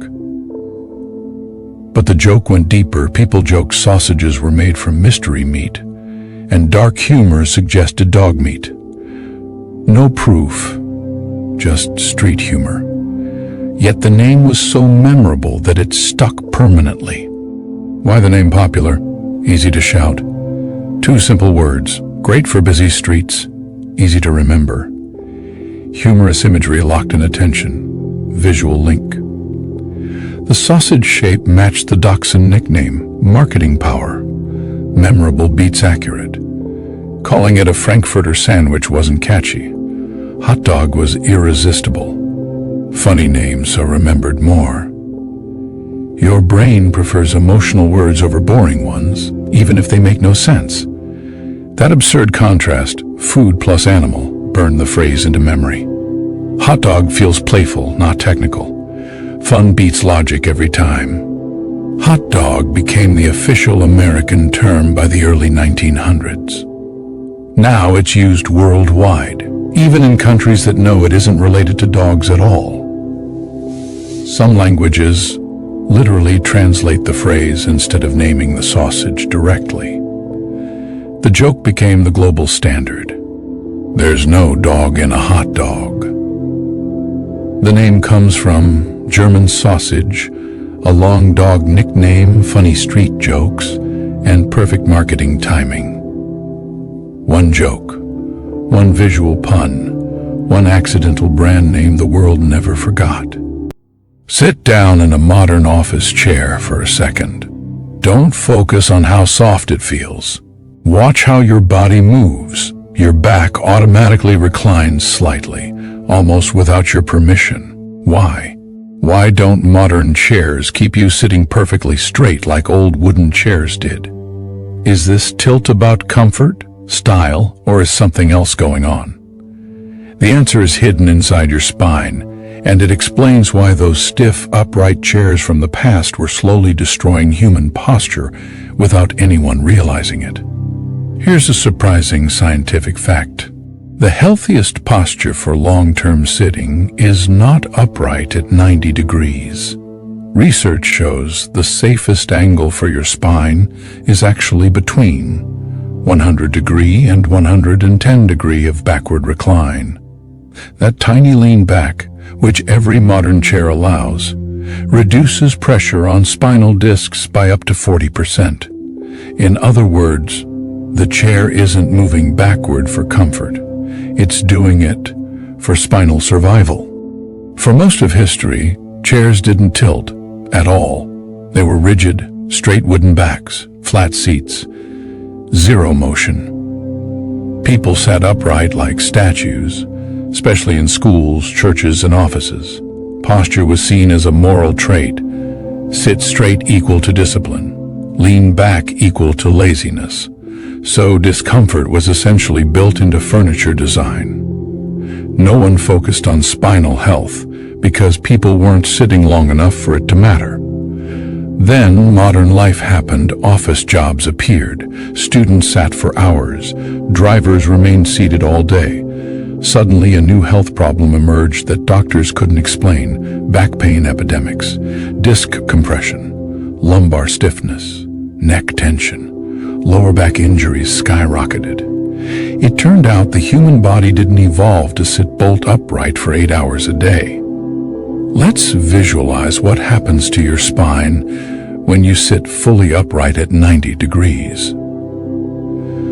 Your spine has a natural S-curve, cervical curve for your neck, thoracic curve for your upper back, lumbar curve for your lower back. But when you sit straight, your pelvis rotates backward, your lumbar curve flattens, your spine compresses vertically. Now gravity starts acting straight down the spinal column, pushing discs together like stacked pancakes.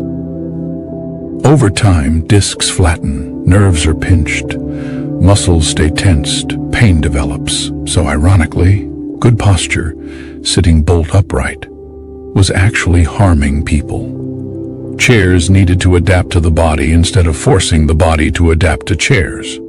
This is where ergonomics enters the story. Designers discovered 3 key realities. Number 1, leaning reduces spinal compression. When you recline slightly, your body weight is redistributed.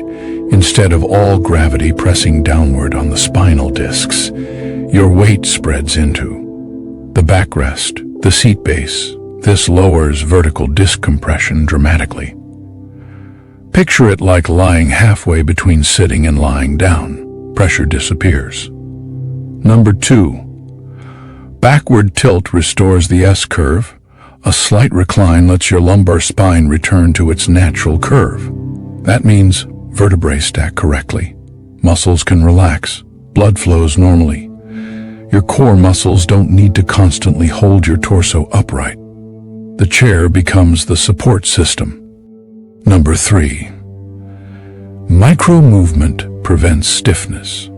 Modern tilt mechanisms aren't fixed angles. They allow small movements, rocking backward, shifting weight, minor reclines. These micro-motions pump blood flow, prevent muscle stiffness, keep joints lubricated. A motionless body becomes painful. A gently moving body stays healthy. So modern chairs tilt not to relax you, but to keep your body alive and organized.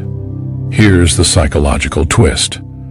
Your brain interprets slight recline as relaxation. But the recline isn't encouraging laziness. It's allowing your muscles to stop doing unnecessary work. When chairs were stiff, your muscles spent the day holding your torso up, clenching your core, tensing your shoulders. You didn't consciously feel strain, but after hours, pain accumulated silently. Modern chairs let muscles rest passively. That reduces cognitive fatigue too. Why? Because posture drains brain energy. Less muscle tension equal to less subconscious stress. Your chair is literally making your brain quieter so you can focus longer.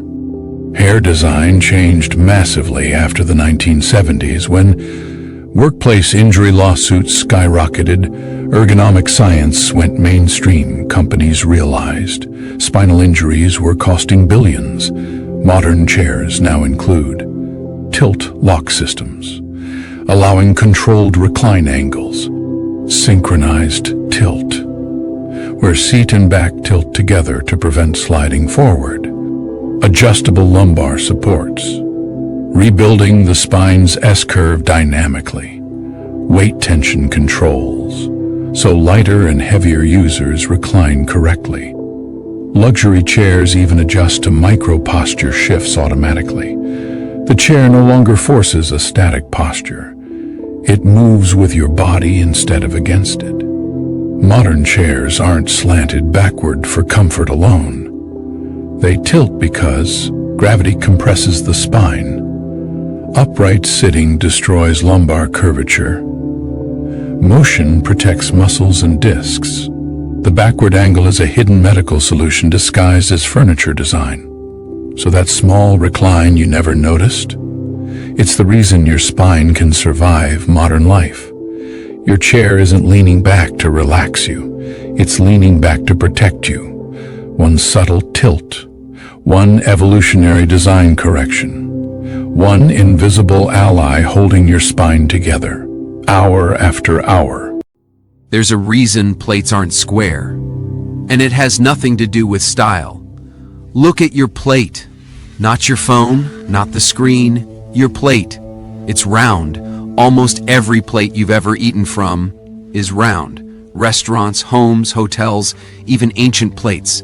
But why? Why not square plates, or triangle plates, or hexagons? We live in a world full of sharp angles and straight lines. Yet when it comes to food, we almost always choose circles. And here's the surprising part. It's not just tradition, it's not just style, and it's definitely not accidental. The round plate exists because it solves multiple problems at once, from human behavior to physics to survival. And once you understand why, you'll never look at a plate the same way again. When researchers tested square plates and round plates under the same conditions, round plates chipped less, spilled less, stacked better, and lasted longer. The shape alone changed everything. Plates weren't always ceramic. Before plates, humans ate from leaves, stones, wooden slabs, bowls carved from clay. Early eating surfaces were crude and uneven. But as societies developed, something interesting happened. Across different cultures, across different continents, across different time periods, the same shape kept appearing. Not squares, circles, ancient clay plates, metal plates, stone plates, wooden plates, even cultures that never contacted each other ended up choosing the same shape. That's a huge clue. Because when completely separate civilizations arrive at the same design, it usually means the design is functionally superior. So the question isn't, why did we choose round plates? The real question is, what problems does a round plate solve that other shapes don't? Eating seems simple. But plates deal with more stress than you think. They face 4 constant problems. Problem first, spillage. Food moves, liquids spread, sauces slide, rice rolls, vegetables shift, corners create traps. When food hits a corner, it piles up, spills, or tips over. A circle has no corners. Food moves smoothly around the edge instead of crashing into angles. Problem second, weak points. Corners are structural enemies. In engineering, stress concentrates at sharp edges. That's why cracks start at corners. A square plate chips faster, cracks sooner, breaks unevenly. A round plate distributes force evenly. Drop it, bump it, stack it. No single point takes the full impact. Problem third, handling and grip. Think about how you hold a plate. You don't grab corners, you grip the edge. A circular edge allows even grip, easy rotation, balanced weight. Square plates force your hand into awkward positions. Problem fourth, storage and stacking. Plates are stacked constantly. Corners misalign, edges catch, stacks tilt, round plates self-align. They center themselves naturally. That's not luck. That's geometry. Here's the core reason round plates win. The circle is the most efficient shape for distributing force. That's why wheels are round, gears are round, pipes are round, coins are round. No corners, no weak stress points. Strength without thickness. A round plate can be thinner than a square plate and still be stronger, because stress flows evenly along the curve. Square plates need thicker material, reinforced corners, more weight. Round plates don't. Rotation and movement. Food doesn't move in straight lines. Liquids swirl, hands rotate, forks scoop in arcs. A round plate matches natural human motion. You rotate food toward you. You scoop along curves. You scrape edges in circular motion. Square plates fight this movement. Round plates cooperate. Manufacturing advantage. Round plates are easier to make. Spinning clay on a wheel naturally creates circles. Symmetry is built in. Square plates require cutting, shaping, and extra steps, which means more time, more cost, more breakage. Once again, the circle wins. Now, here's something fascinating. Round plates change how much you eat. Studies show food looks more abundant on round plates, meals appear balanced, portions feel complete. Square plates make food feel crowded or messy. Your brain prefers symmetry. Circles feel calm, natural, safe, sharp corners feel aggressive. That's why clocks are round, faces are round, plates are round. Your brain relaxes when it sees curves. That relaxation affects appetite, enjoyment, and satisfaction. So the round plate doesn't just hold food, it shapes your eating experience. So why do square plates exist at all? Simple. Visual novelty. Restaurants use square plates to look modern, stand out, signal luxury, but notice something. Square plates are thicker, heavier, used carefully, rarely stacked high, their style first. Round plates are function first. That's why homes, cafeterias, airlines, hospitals, and mass dining still rely on round plates. Even modern plate designs often fake corners, but hide a circular eating surface inside. The circle never left, it just adapted.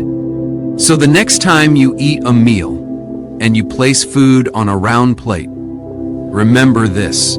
That shape wasn't chosen randomly. It wasn't tradition. It wasn't habit. It was physics. It was psychology. It was efficiency. It was survival. The round plate spills less, breaks less, stacks better, feels better, and works with how humans move.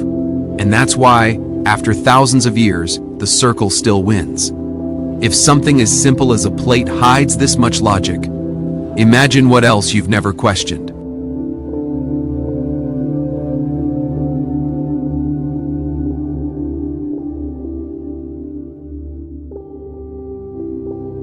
Look closely at your nail cutter. Not the blades, not the lever, the tiny hole at the back. It's always there.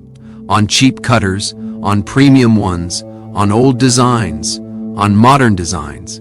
And yet, almost nobody knows why it exists.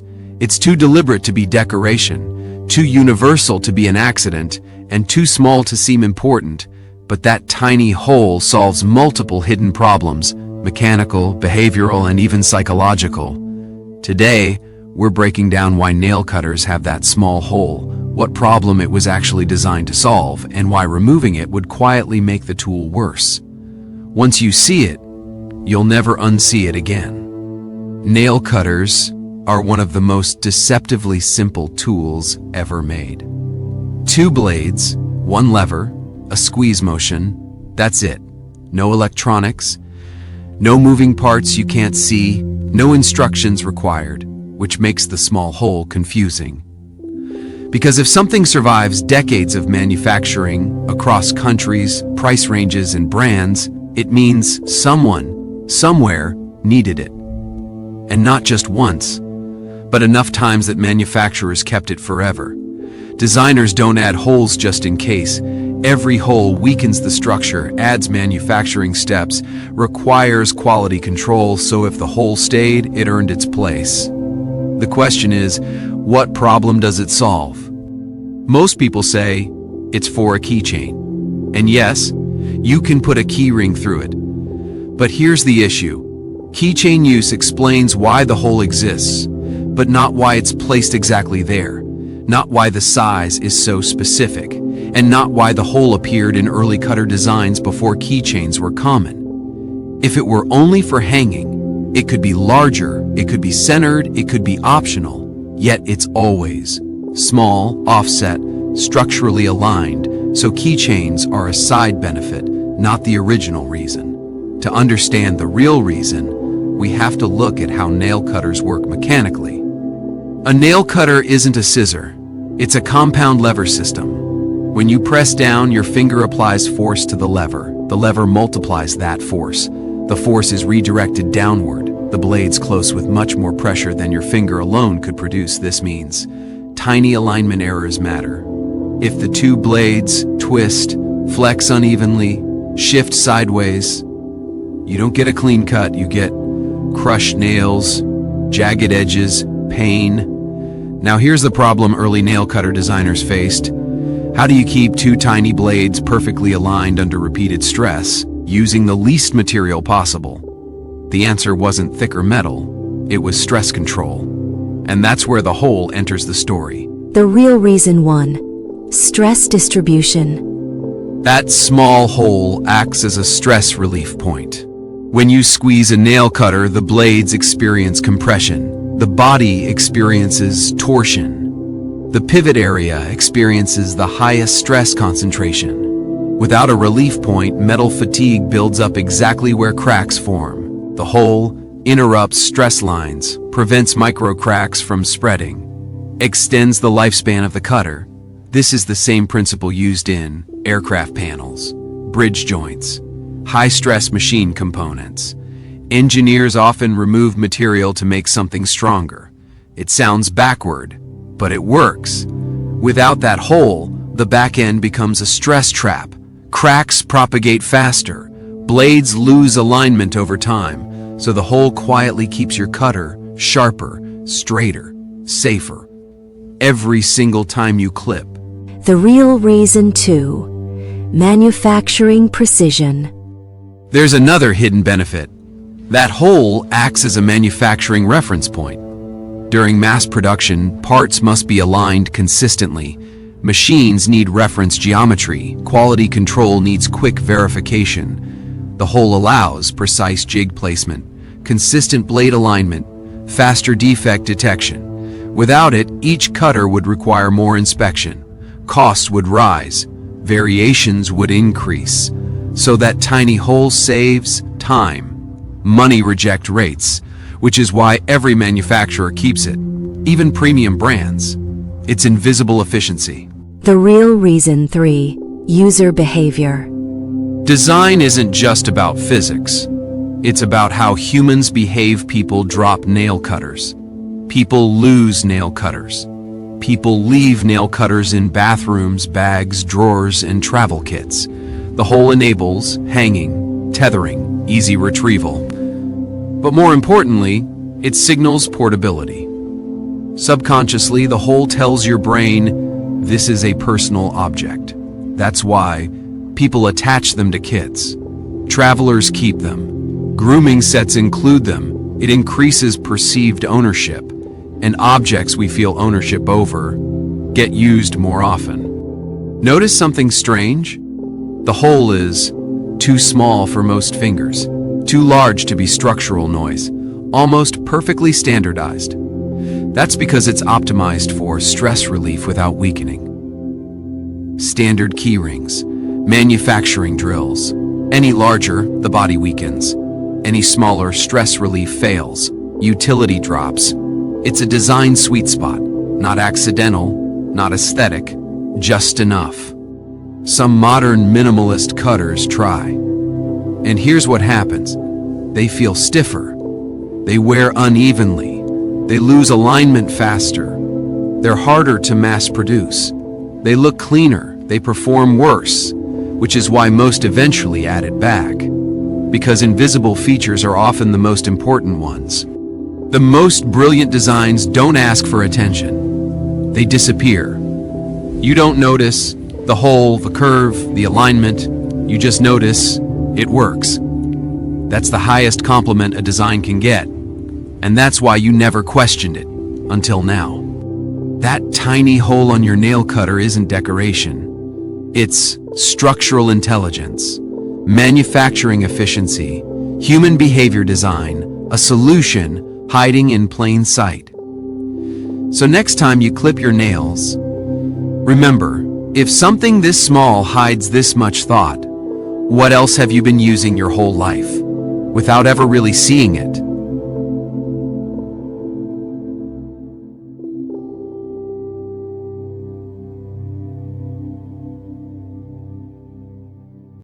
Take a plastic bottle, any bottle near you right now. Water, soda, juice, doesn't matter. Hold it in your hand and really look at it. Notice those spiral lines wrapping around the bottle.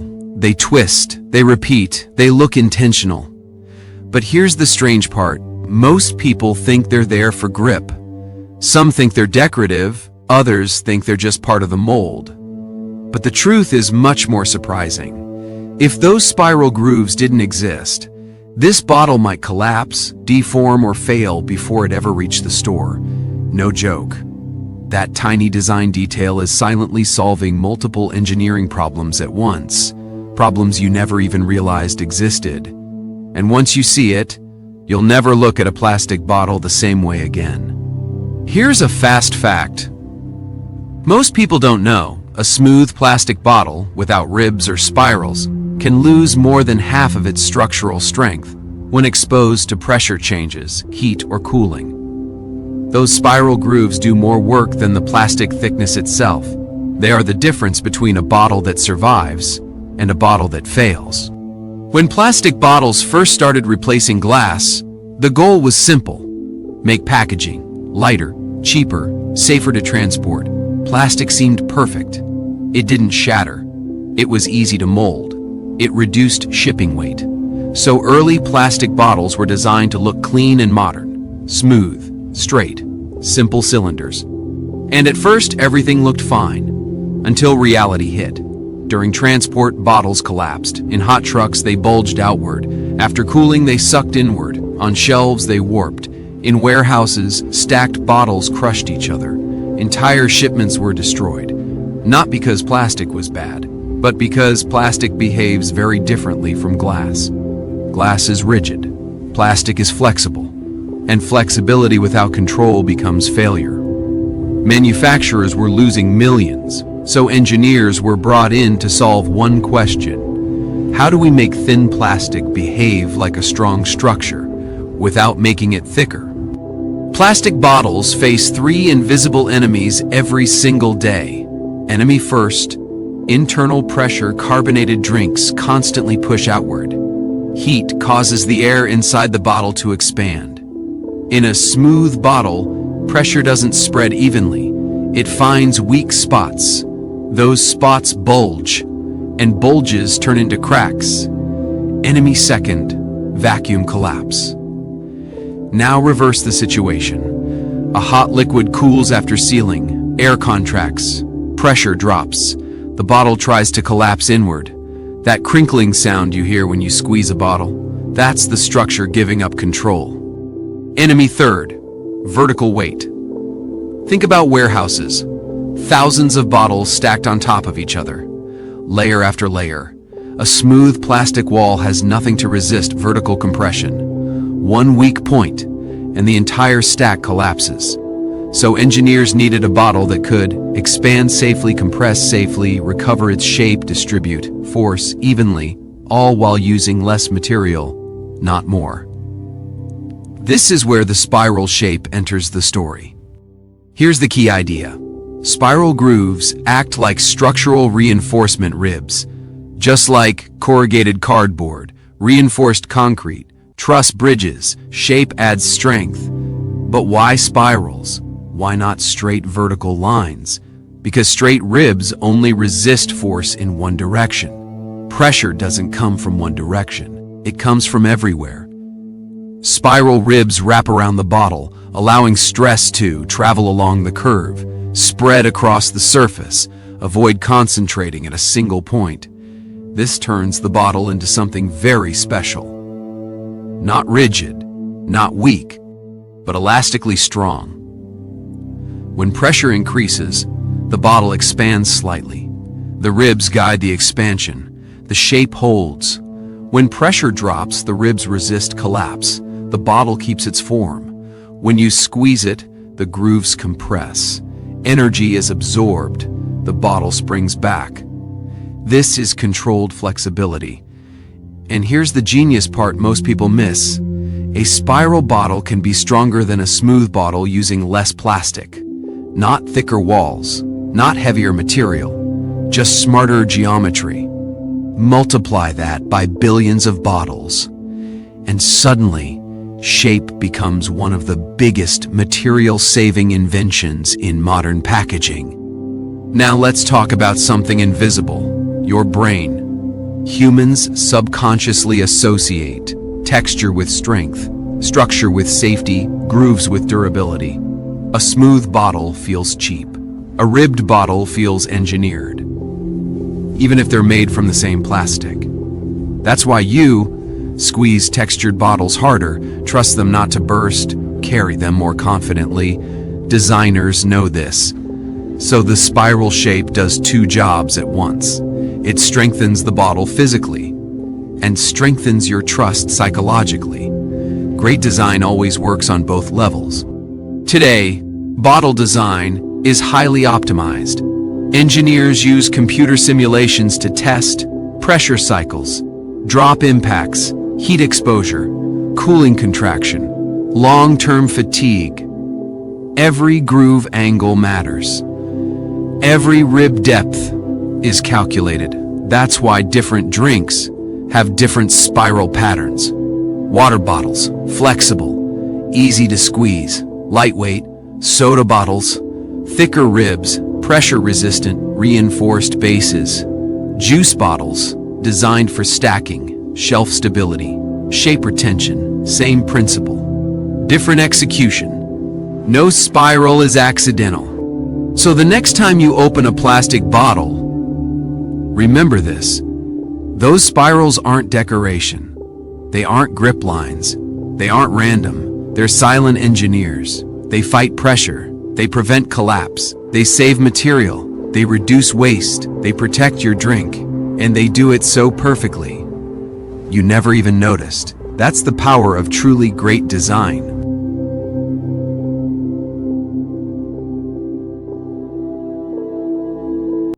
Pick up a pair of scissors.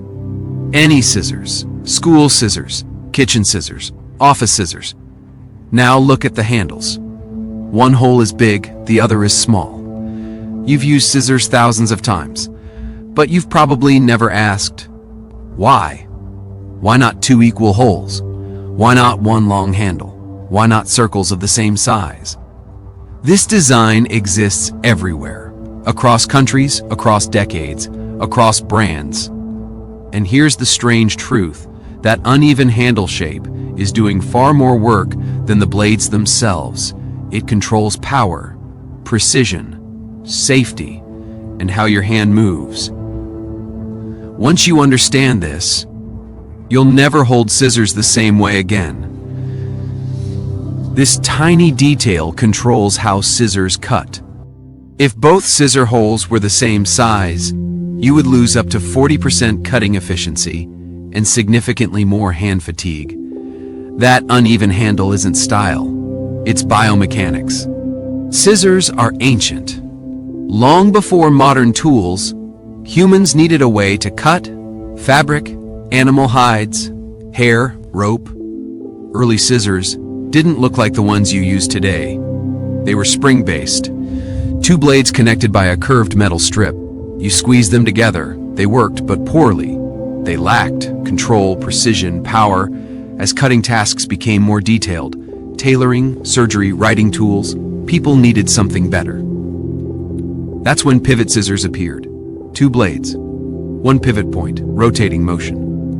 And that's when a new problem emerged. The blades were sharp, but hands weren't optimized to use them. People got tired, cuts were inaccurate, hands cramped. So the problem wasn't the blade, it was how humans interact with the tool. And that's when the handle design changed everything. Scissors face a unique challenge. They require two opposite actions at the same time. Strength, precision, most tools focus on one. A hammer needs force. A pen needs precision. Scissors need both simultaneously. Let's break down the hidden problems. Problem first, unequal finger strength. Your fingers are not equal. Your thumb moves differently than your fingers. It pushes sideways. Your fingers pull inward. This creates imbalance. If both holes were the same size, your thumb would struggle, the blades would twist, cuts would become inaccurate. Problem second, control versus power. When cutting, the thumb controls motion, the fingers generate force. These roles are not interchangeable. Giving both sides equal handles creates conflict. One side needs freedom, the other needs stability. Problem third, fatigue.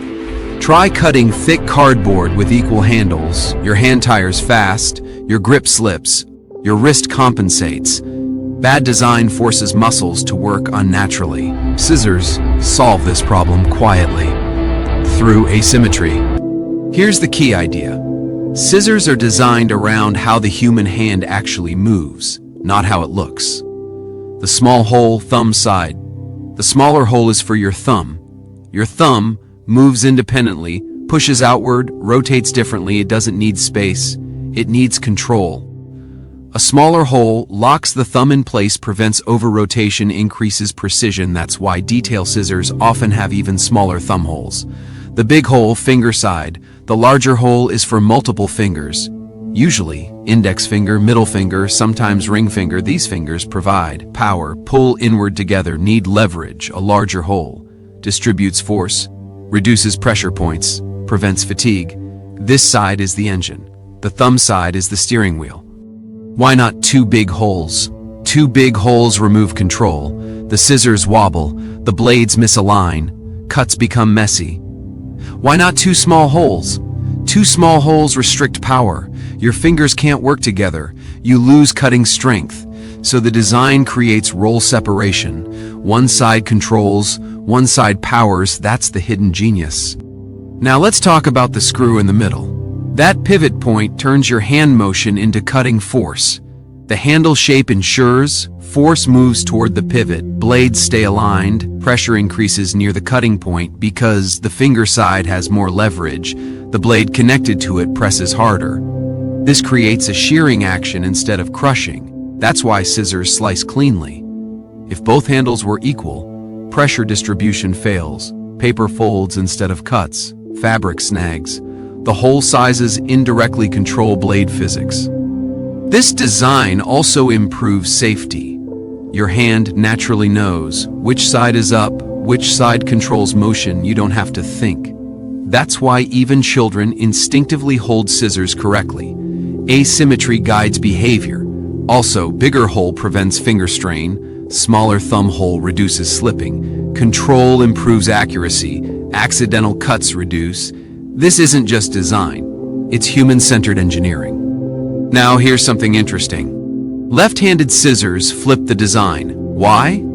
Because left-handed cutting reverses force direction. If a left-handed person uses right-handed scissors, blades separate, visibility reduces, cuts become uneven, so left-handed scissors mirror the handle sizes, reverse blade overlap, same logic, different orientation. Proof that the design isn't arbitrary, it's precise. Look at modern scissors. Fabric scissors, kitchen scissors, surgical scissors, different sizes, different shapes. But the rule remains, one hole big, one hole small. Even ergonomic designs follow this logic. Some ADD, rubber grips, angled handles, finger rests, but they never remove asymmetry, because removing it breaks the system. So the next time you pick up scissors, look at the handles, one big, one small. That's not style, that's not tradition, that's anatomy, that's physics, that's efficiency. The scissors aren't designed around the blade, they're designed around you, your fingers, your thumb, your motion, your strength. And that's why this simple tool hasn't changed in centuries. Because when a design perfectly fits the human body, there's nothing left to improve.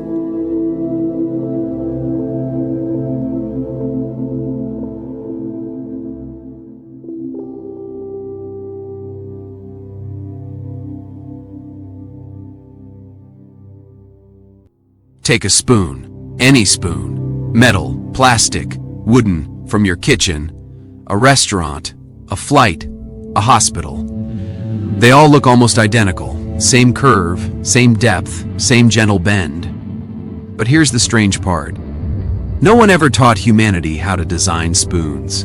No global meeting, no universal rulebook, no single inventor.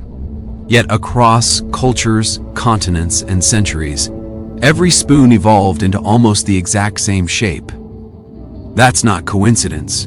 That's hidden design intelligence. So today, we're asking a question almost nobody thinks about. Why do spoons have that perfect curve? If you flatten a spoon just slightly, eating becomes harder. If you deepen it too much, food spills. If you sharpen the edge, it hurts your mouth. And if you change the angle by just a few degrees, the spoon suddenly feels wrong. That curve you've never noticed? It's mathematically close to the optimal shape for the human mouth, wrist, and tongue combined, and it took thousands of years to get right. The earliest spoons weren't metal, they were shells, pieces of wood, carved stones. Early humans didn't design spoons, they found shapes that already worked. A curved shell could scoop water, a hollowed stick could carry soup, a smooth stone felt safe in the mouth, and slowly, generation after generation, humans copied the shapes that worked best. Bad shapes disappeared, good shapes survived. This wasn't invention, this was design evolution, and over centuries, something fascinating happened. Different civilizations, who never met each other, started making spoons that looked shockingly similar. Why? Because the human body is the same everywhere. Same lips, same tongue, same wrist rotation. And the spoon began adapting to us. Let's break down the real problem a spoon has to solve. A spoon must carry liquid without spilling, fit comfortably inside the mouth, avoid hurting teeth, lips, and tongue, work with minimal wrist effort, function for children and adults, be usable without looking, work while hot, cold, thick, or thin. That's not easy. In fact, most shapes fail, flat objects fail, deep cups fail, sharp edges fail, perfect circles fail, so the spoon didn't become curved for beauty, it became curved because every other option was worse. Now let's decode the spoon's shape. A. The bowl curve. The spoon bowl is not a perfect half circle, it's slightly elongated. Why? Because liquids move. When you lift soup, gravity pulls it backward. That elongated curve slows the movement, reducing spills before the spoon reaches your mouth. Too shallow, spills. Too deep, hard to sip. The spoon bowl sits exactly between control and capacity. B. The edge radius. Run your tongue along a spoon edge. It doesn't feel sharp. That's intentional. Human lips and tongues are extremely sensitive. The spoon edge is rounded to avoid microcuts, reduce pressure points, slide smoothly past lips, trigger comfort signals in the brain. A sharper edge increases eating fatigue. Your brain notices, even if you don't. The angle bend. Look at the side profile. The bowl isn't straight, it tilts upward. That angle matches the natural wrist rotation during eating. Without it, you'd need to twist your wrist unnaturally. The spoon literally meets your mouth halfway. That's why eating feels effortless. D.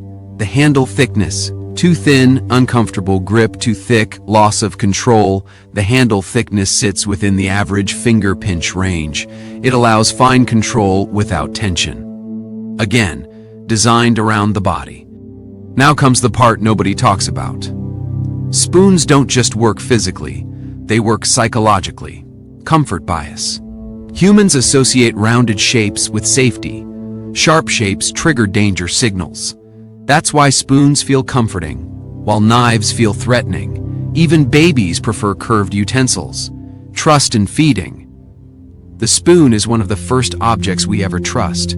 Someone brings it toward our face. We open our mouth. That creates a deep psychological association. Curved equal to safe.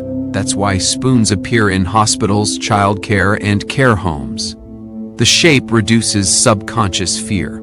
Taste perception. Studies show rounded spoons make food taste sweeter. Sharp-edged utensils increase bitterness.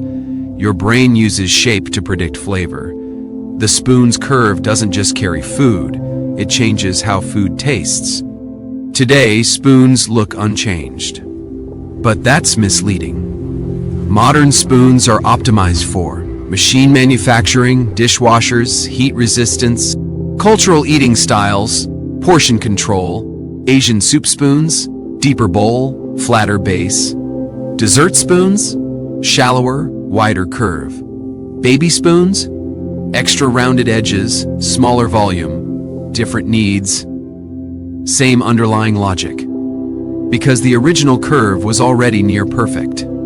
Here's the part that changes how you see everything. The spoon wasn't designed by a genius. It was designed by millions of failures. Every uncomfortable shape disappeared. Every painful edge vanished. What survived was the shape that worked best with the human body. So the next time you hold a spoon, remember this. You're holding thousands of years of silent engineering, shaped by your mouth, your wrist, your brain, refined by evolution, not invention. And if something this ordinary hides this much intelligence, imagine what else you've never questioned.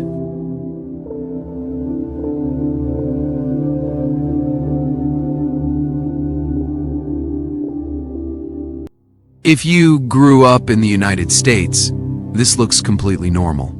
2 flat slots, 1 round hole, a simple up and down switch. But the moment you travel outside the US, everything changes. Different shapes, different plugs, different switches, different rules. So why do American light switches and outlets look like this? Why haven't they changed in decades? And why does the rest of the world use designs that look more advanced? The answer isn't style. It's history, electricity, and safety, locked into the walls. Every outlet and switch design in the world is a direct result of electrical decisions made over 100 years ago. Once those decisions were locked in, everything else had to adapt. Appliance design, wall layouts, safety codes, manufacturing standards. Change the outlet, and you'd have to rebuild the country. The United States was one of the first countries to electrify homes at scale. In the late 1800s and early 1900s, electricity was new. Standards didn't exist. Safety knowledge was limited. Companies raced to bring power into homes as fast as possible.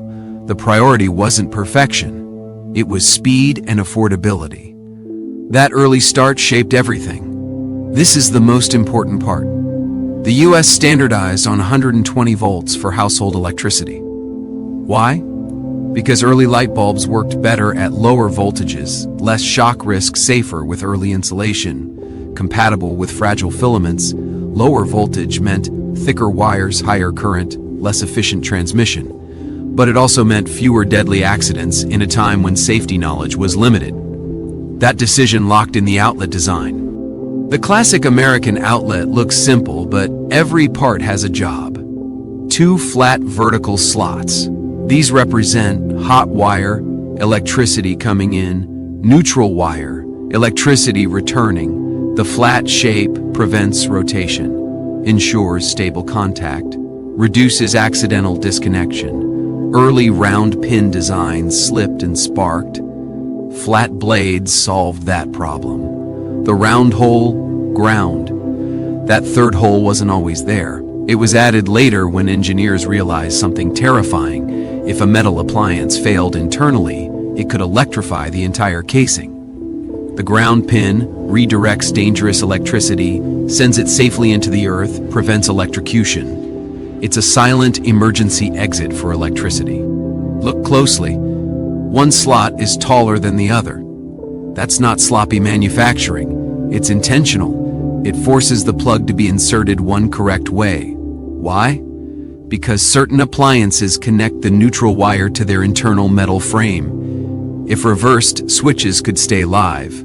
Metal parts could shock you. Fire risk increases.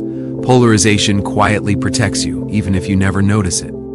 American light switches look basic compared to European designs, but there's a reason. They control only one wire, the hot wire. When you flip the switch, electricity is interrupted at the source, the circuit is broken safely. Early American wiring favored simplicity, easy repair, low cost. Complex switching systems existed, but they were harder to maintain in wooden houses. Simple switches reduced fire risk. Once electricity became widespread, governments stepped in. The US created strict electrical codes that controlled outlet placement, switch height, wire thickness, Grounding requirements. These codes prioritize consistency, predictability, safety over innovation. If every house used different designs, electricians couldn't work safely. Uniformity became a safety feature. Now compare this to Europe, the UK, and other regions. Higher voltage, 220 to 240 V. Many countries chose higher voltage because electricity arrived later. Insulation improved. Efficiency mattered more. Higher voltage means lower current, thinner wires, more efficient power delivery. But higher voltage also means more dangerous shocks. That's why other countries use thicker pins, deeper sockets, shutters, recessed designs. The outlet shape had to compensate for danger. American outlets look flimsy, but they're matched to their system. Lower voltage allows exposed slots, lighter materials, simpler contacts. The design looks unsafe compared to Europe, but within the US system, it's balanced. Change the voltage and the outlet becomes dangerous. Many countries require built-in shutters. The US didn't, at first. Why? Because early homes had fewer outlets, placed them higher, assumed adult supervision. As usage increased, safety codes evolved. That's why modern US outlets now include tamper-resistant shutters, ground fault protection, GFCI, arc fault protection, AFCI. The design evolved without changing the shape. Redesigning outlets isn't just about plugs. It would require replacing every outlet, updating every appliance, retraining every electrician, rewriting safety codes, refitting factories. That cost would be astronomical. So instead, the US improves safety around the design, not by replacing it.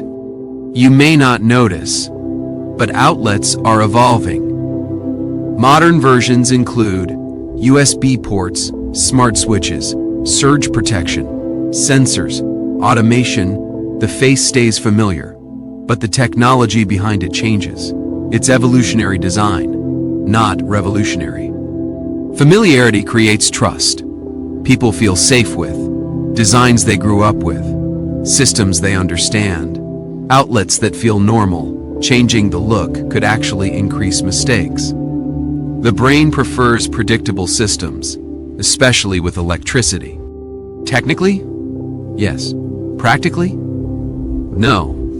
It's safe within its system. The outlet isn't bad design. It's design frozen by history. So the next time you flip a light switch or plug something in, remember, that shape isn't random. It isn't lazy. And it isn't outdated by accident. It's the physical footprint of decisions made a century ago. When electricity was dangerous, houses were wooden, and safety meant simplicity. One outlet, one switch, one country still living with its earliest electrical choices, quietly, safely, every day.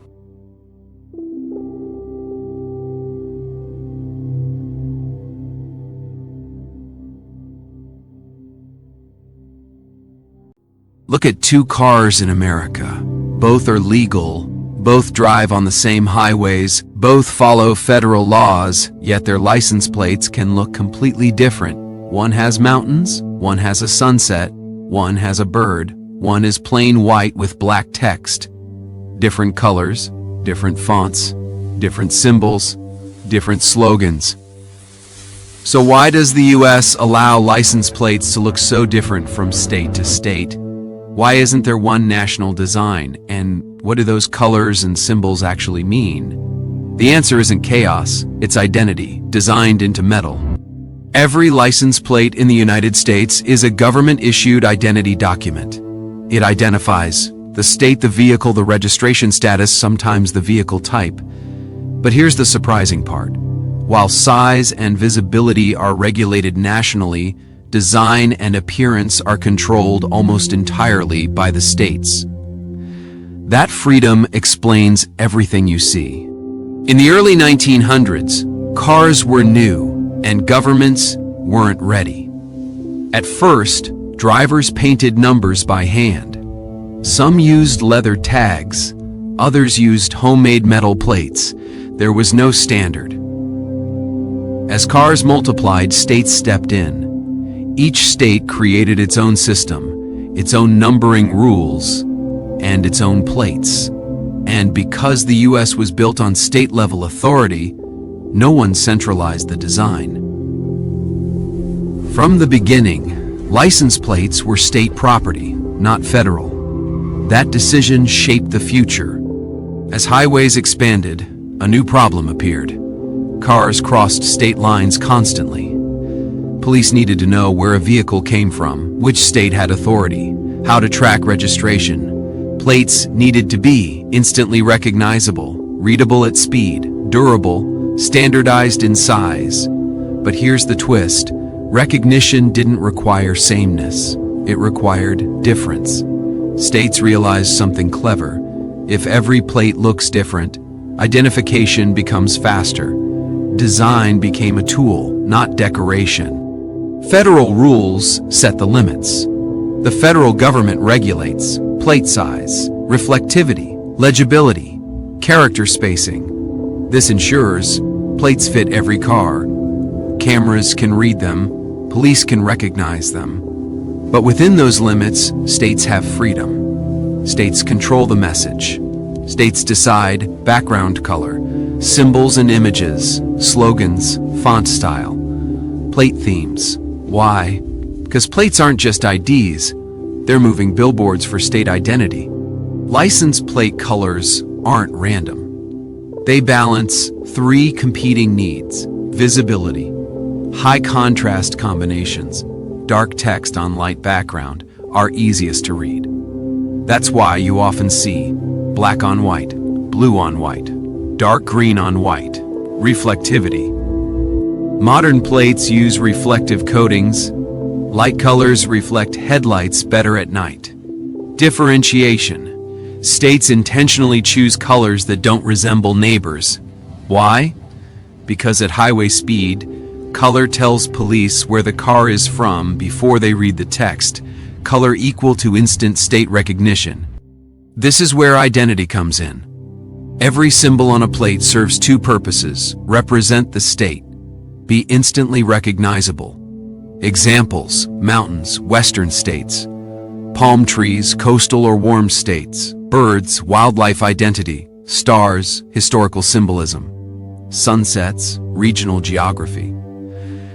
These aren't decorations, they're compressed identity markers, designed to say, "This is us," in one glance. A license plate becomes a flag on wheels. Many plates include short slogans: the Sunshine State, the Lone Star State, Land of 10,000 Lakes. Why add text? Because slogans reinforce state branding, create emotional attachment, encourage tourism, differentiate similar designs. Your car doesn't just travel roads, it advertises your state everywhere it goes. Here's something subtle. People often feel proud of their plate. They recognize their colors, their symbols, their slogan. That creates belonging. Some states even allow specialty plates, cultural plates, cause-based plates, sports plates. Why? Because identity increases compliance. If people feel connected to the plate, they're more likely to register properly, renew on time, follow rules. Design improves behavior. This part surprises most people. License plates generate billions of dollars. Specialty plates cost extra, fund state programs, support causes, raise awareness. States design plates not just for looks, but for demand. A boring plate gets replaced. An attractive plate gets chosen. Design becomes income. Despite all the art, function always wins. Plates must work with police cameras, toll readers, parking scanners, traffic enforcement systems. That's why fonts avoid decorative shapes, numbers remain bold, contrast stays high, spacing stays regulated. Even the most artistic plate must obey machine vision. Identity can't break technology. So why hasn't America ever created a single national license plate? 3 reasons. States' rights. Vehicle registration is a state power. Law enforcement clarity. State-specific plates make jurisdiction clear. Recognition speed. Visual difference helps faster identification. Uniformity would reduce clarity, not improve it. Some states are experimenting with digital plates, electronic registration, color-changing displays, but even digital plates preserve. State branding symbols, unique identity technology evolves. Identity stays. So the next time you see a car from another state, remember, that plate isn't just a number. It's a legal document, a design system, a branding tool, a revenue stream, a psychological signal, a piece of state pride. 50 states, one country, 50 identities, pressed into metal and sent onto the road. One object, one rule, one hidden system driving right in front of you.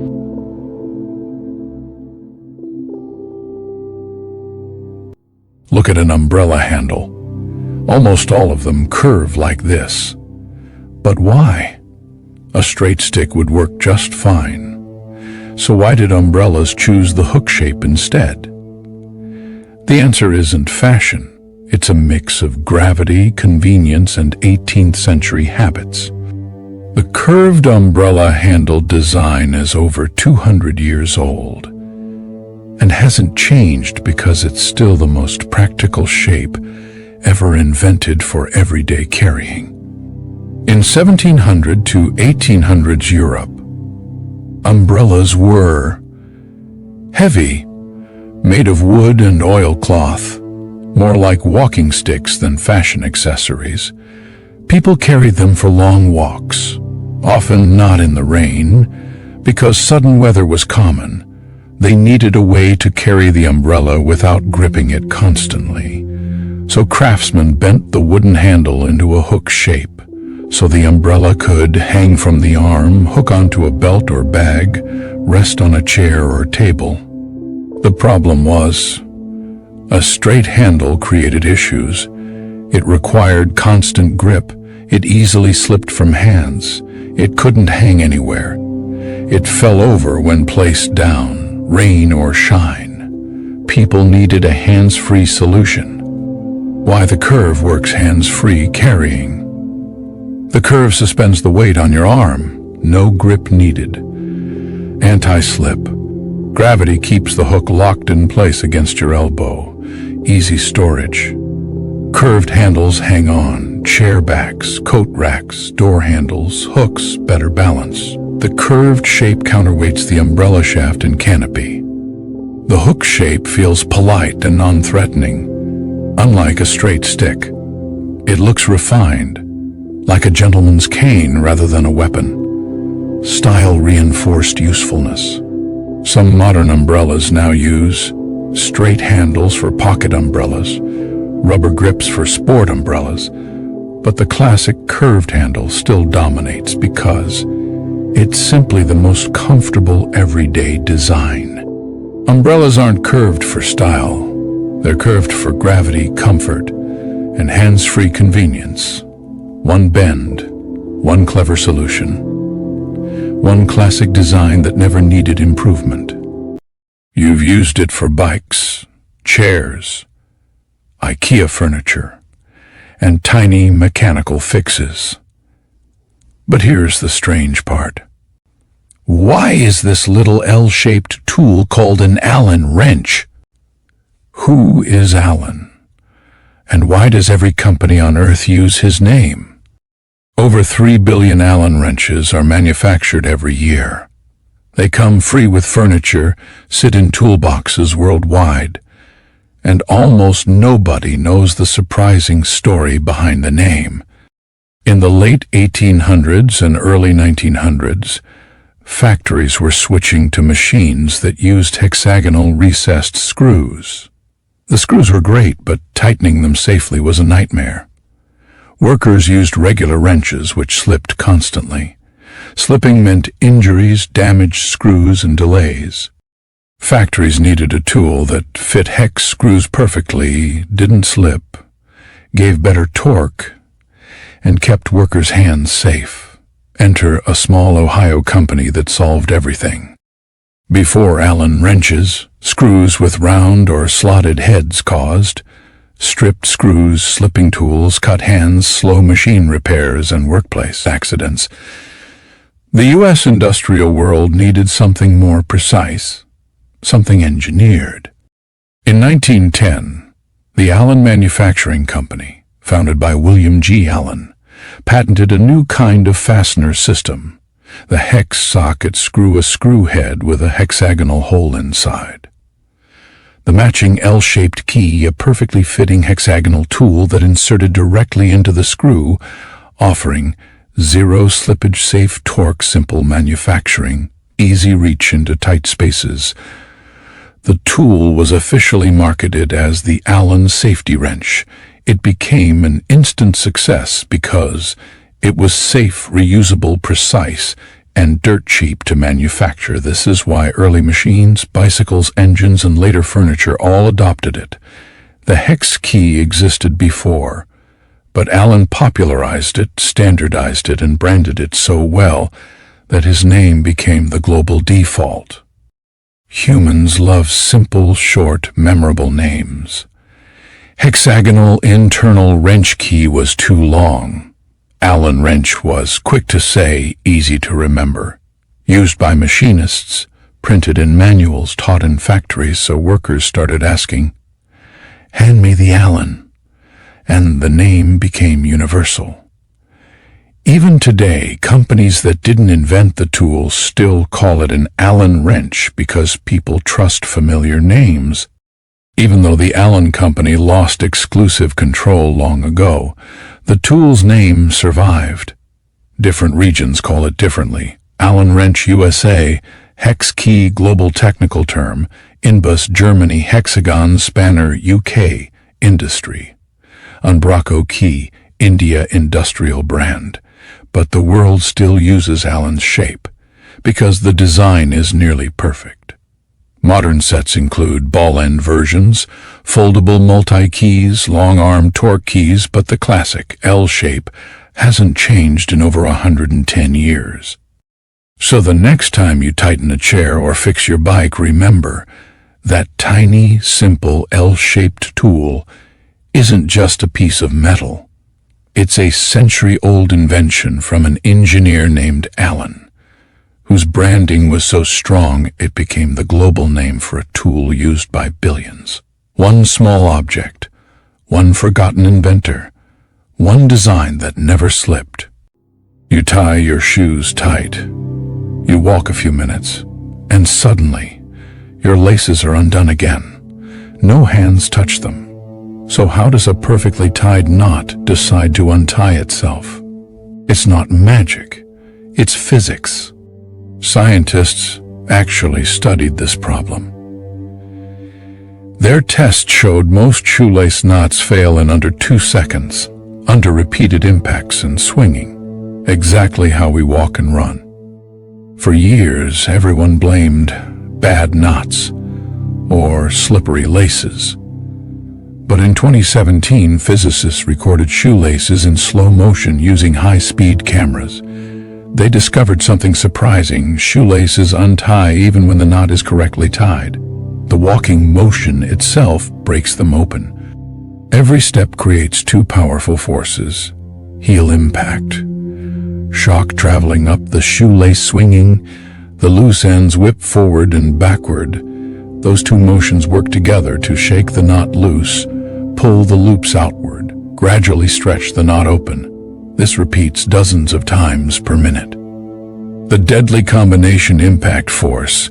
Each step sends a jolt through the knot, loosening tension. Centrifugal pull, the lace ends swing and tug the knot apart like tiny pendulums. Once loosened, the loops slide through the knot, collapse, and the shoe opens. Gravity finishes the job. This combo is called impact plus pendulum instability. Your brain thinks I must tie better, but even perfect knots eventually fall victim to physics. The failure isn't human error, it's mechanical inevitability. Oh, stop the problem. Shoelaces became thicker and textured. Some shoes use elastic or self-locking laces. Athletes use a stronger knot. The surgeon's knot plus double bow. The design isn't to prevent tying, it's to fight physics. Shoelaces don't untie because you're careless. They untie because walking creates the perfect knot-killing machine. Every step shakes, every swing pulls, until the knot finally loses. One simple knot, one invisible physics battle, one everyday mystery solved. Your zipper doesn't fail at the top. It doesn't fail in the middle. It always dies at the bottom. Why does the strongest part of your jacket fail at the very place that looks the simplest? The answer is hidden inside the tiniest piece of metal you never notice. Over 50 billion zippers are made every year, and the number one cause of failure worldwide is damage at the starting end. The zipper was invented in the early 1900s to replace buttons, which were slow, inconvenient, and broke easily. Early designs jammed constantly, especially while starting the zipper, where both sides had to align perfectly. After dozens of failed designs, engineers introduced a genius solution, a tiny part called the bottom stop and a widened starting box that guides the slider into the teeth. This solved the jamming problem, but it also created the zipper's weakest point. Think about what happens at the bottom of a zipper. Both rows of teeth needs perfect alignment. The slider must capture both sides at once. All pulling force concentrates in one tiny spot. Fabric tension is highest during closure. One wrong tug equal to uneven pressure equal to bent teeth or spread slider. Other sections share load, but the bottom carries everything first. What is the design logic? The hidden engineering explained as starting box and pin. The zipper works by inserting a small metal pin into a starter box, a moment where perfect geometry is required for smooth engagement. Force concentration. Physics problem. Every pull creates stress exactly where the engagement begins. No other section handles as much force. Slider spread. Cheap or worn sliders slowly widen. Once slightly open, teeth no longer mesh correctly, equal to repeated unzipping. Bending damage. Once bottom teeth warp even slightly, the entire system fails. This means zippers don't break randomly. They break systematically at the stress bottleneck. People unknowingly kill zippers by yanking fast instead of guiding gently, closing jackets while seated, max tension, misaligning both sides and forcing the pull. We blame the zipper, but we basically stress test its weakest link every day. Manufacturers now use reinforced starting boxes, beefed up sliders, anti-spread alloys. High-quality brands survive longer because they strengthen the bottom area, the known failure point. But the fundamental bottleneck remains, one tiny mechanical gateway that must bear all starting loads. Your zipper doesn't fail because it's badly made. It fails because engineering demands a weakest point. And in zippers, the weakest point is exactly where everything begins. One tiny component, one unstoppable stress point, one everyday engineering lesson hiding in plain sight. Stand in front of a mirror and raise your right hand. Your reflection raises its left. But notice something strange. The mirror didn't flip you upside down. Only left and right feel reversed. So what is the mirror actually flipping, and why? Mirrors don't reverse left and right at all. They reverse front and back, and your brain does the rest. Early mirrors were polished metal used thousands of years ago. People noticed the left-right confusion even back then, but no one could explain it. Centuries later, physicists discovered something surprising. A mirror doesn't rotate you sideways or swap your hands. It simply flips the image perpendicular to its surface, meaning front-back, not left-right, not up-down. So why does it feel like left and right swap? Because your brain does a mental trick. You imagine turning around to face yourself. And when a person turns around, your left becomes their right, right becomes left. But the mirror never turned you. Your brain did. The true physics behind IT is like a mirror performs only one transformation, depth reversal. Every point directly in front of the mirror swaps with the point behind it. No sideways flipping. Left and right stay exactly where they are in space. No vertical flipping. Up stays up. Down stays down. The perceived swap comes from human perspective flipping, not optical physics. Your brain always tries to solve the problem socially. What side is their heart on? What is their left hand? So it subconsciously imagines rotating the mirror person into your orientation. That mental rotation causes the illusion. The confusion is a human perspective bug, not a mirror error. This principle is now used in 3D graphics engines, VR mirror simulations, camera mirroring technology. Computers treat reflections correctly, but humans still feel confused every time. Mirrors don't flip left and right. They flip front and back, and your brain fills in the rest incorrectly. One perfect reflection, one illusion of reversal, one optical trick your mind still hasn't gotten over.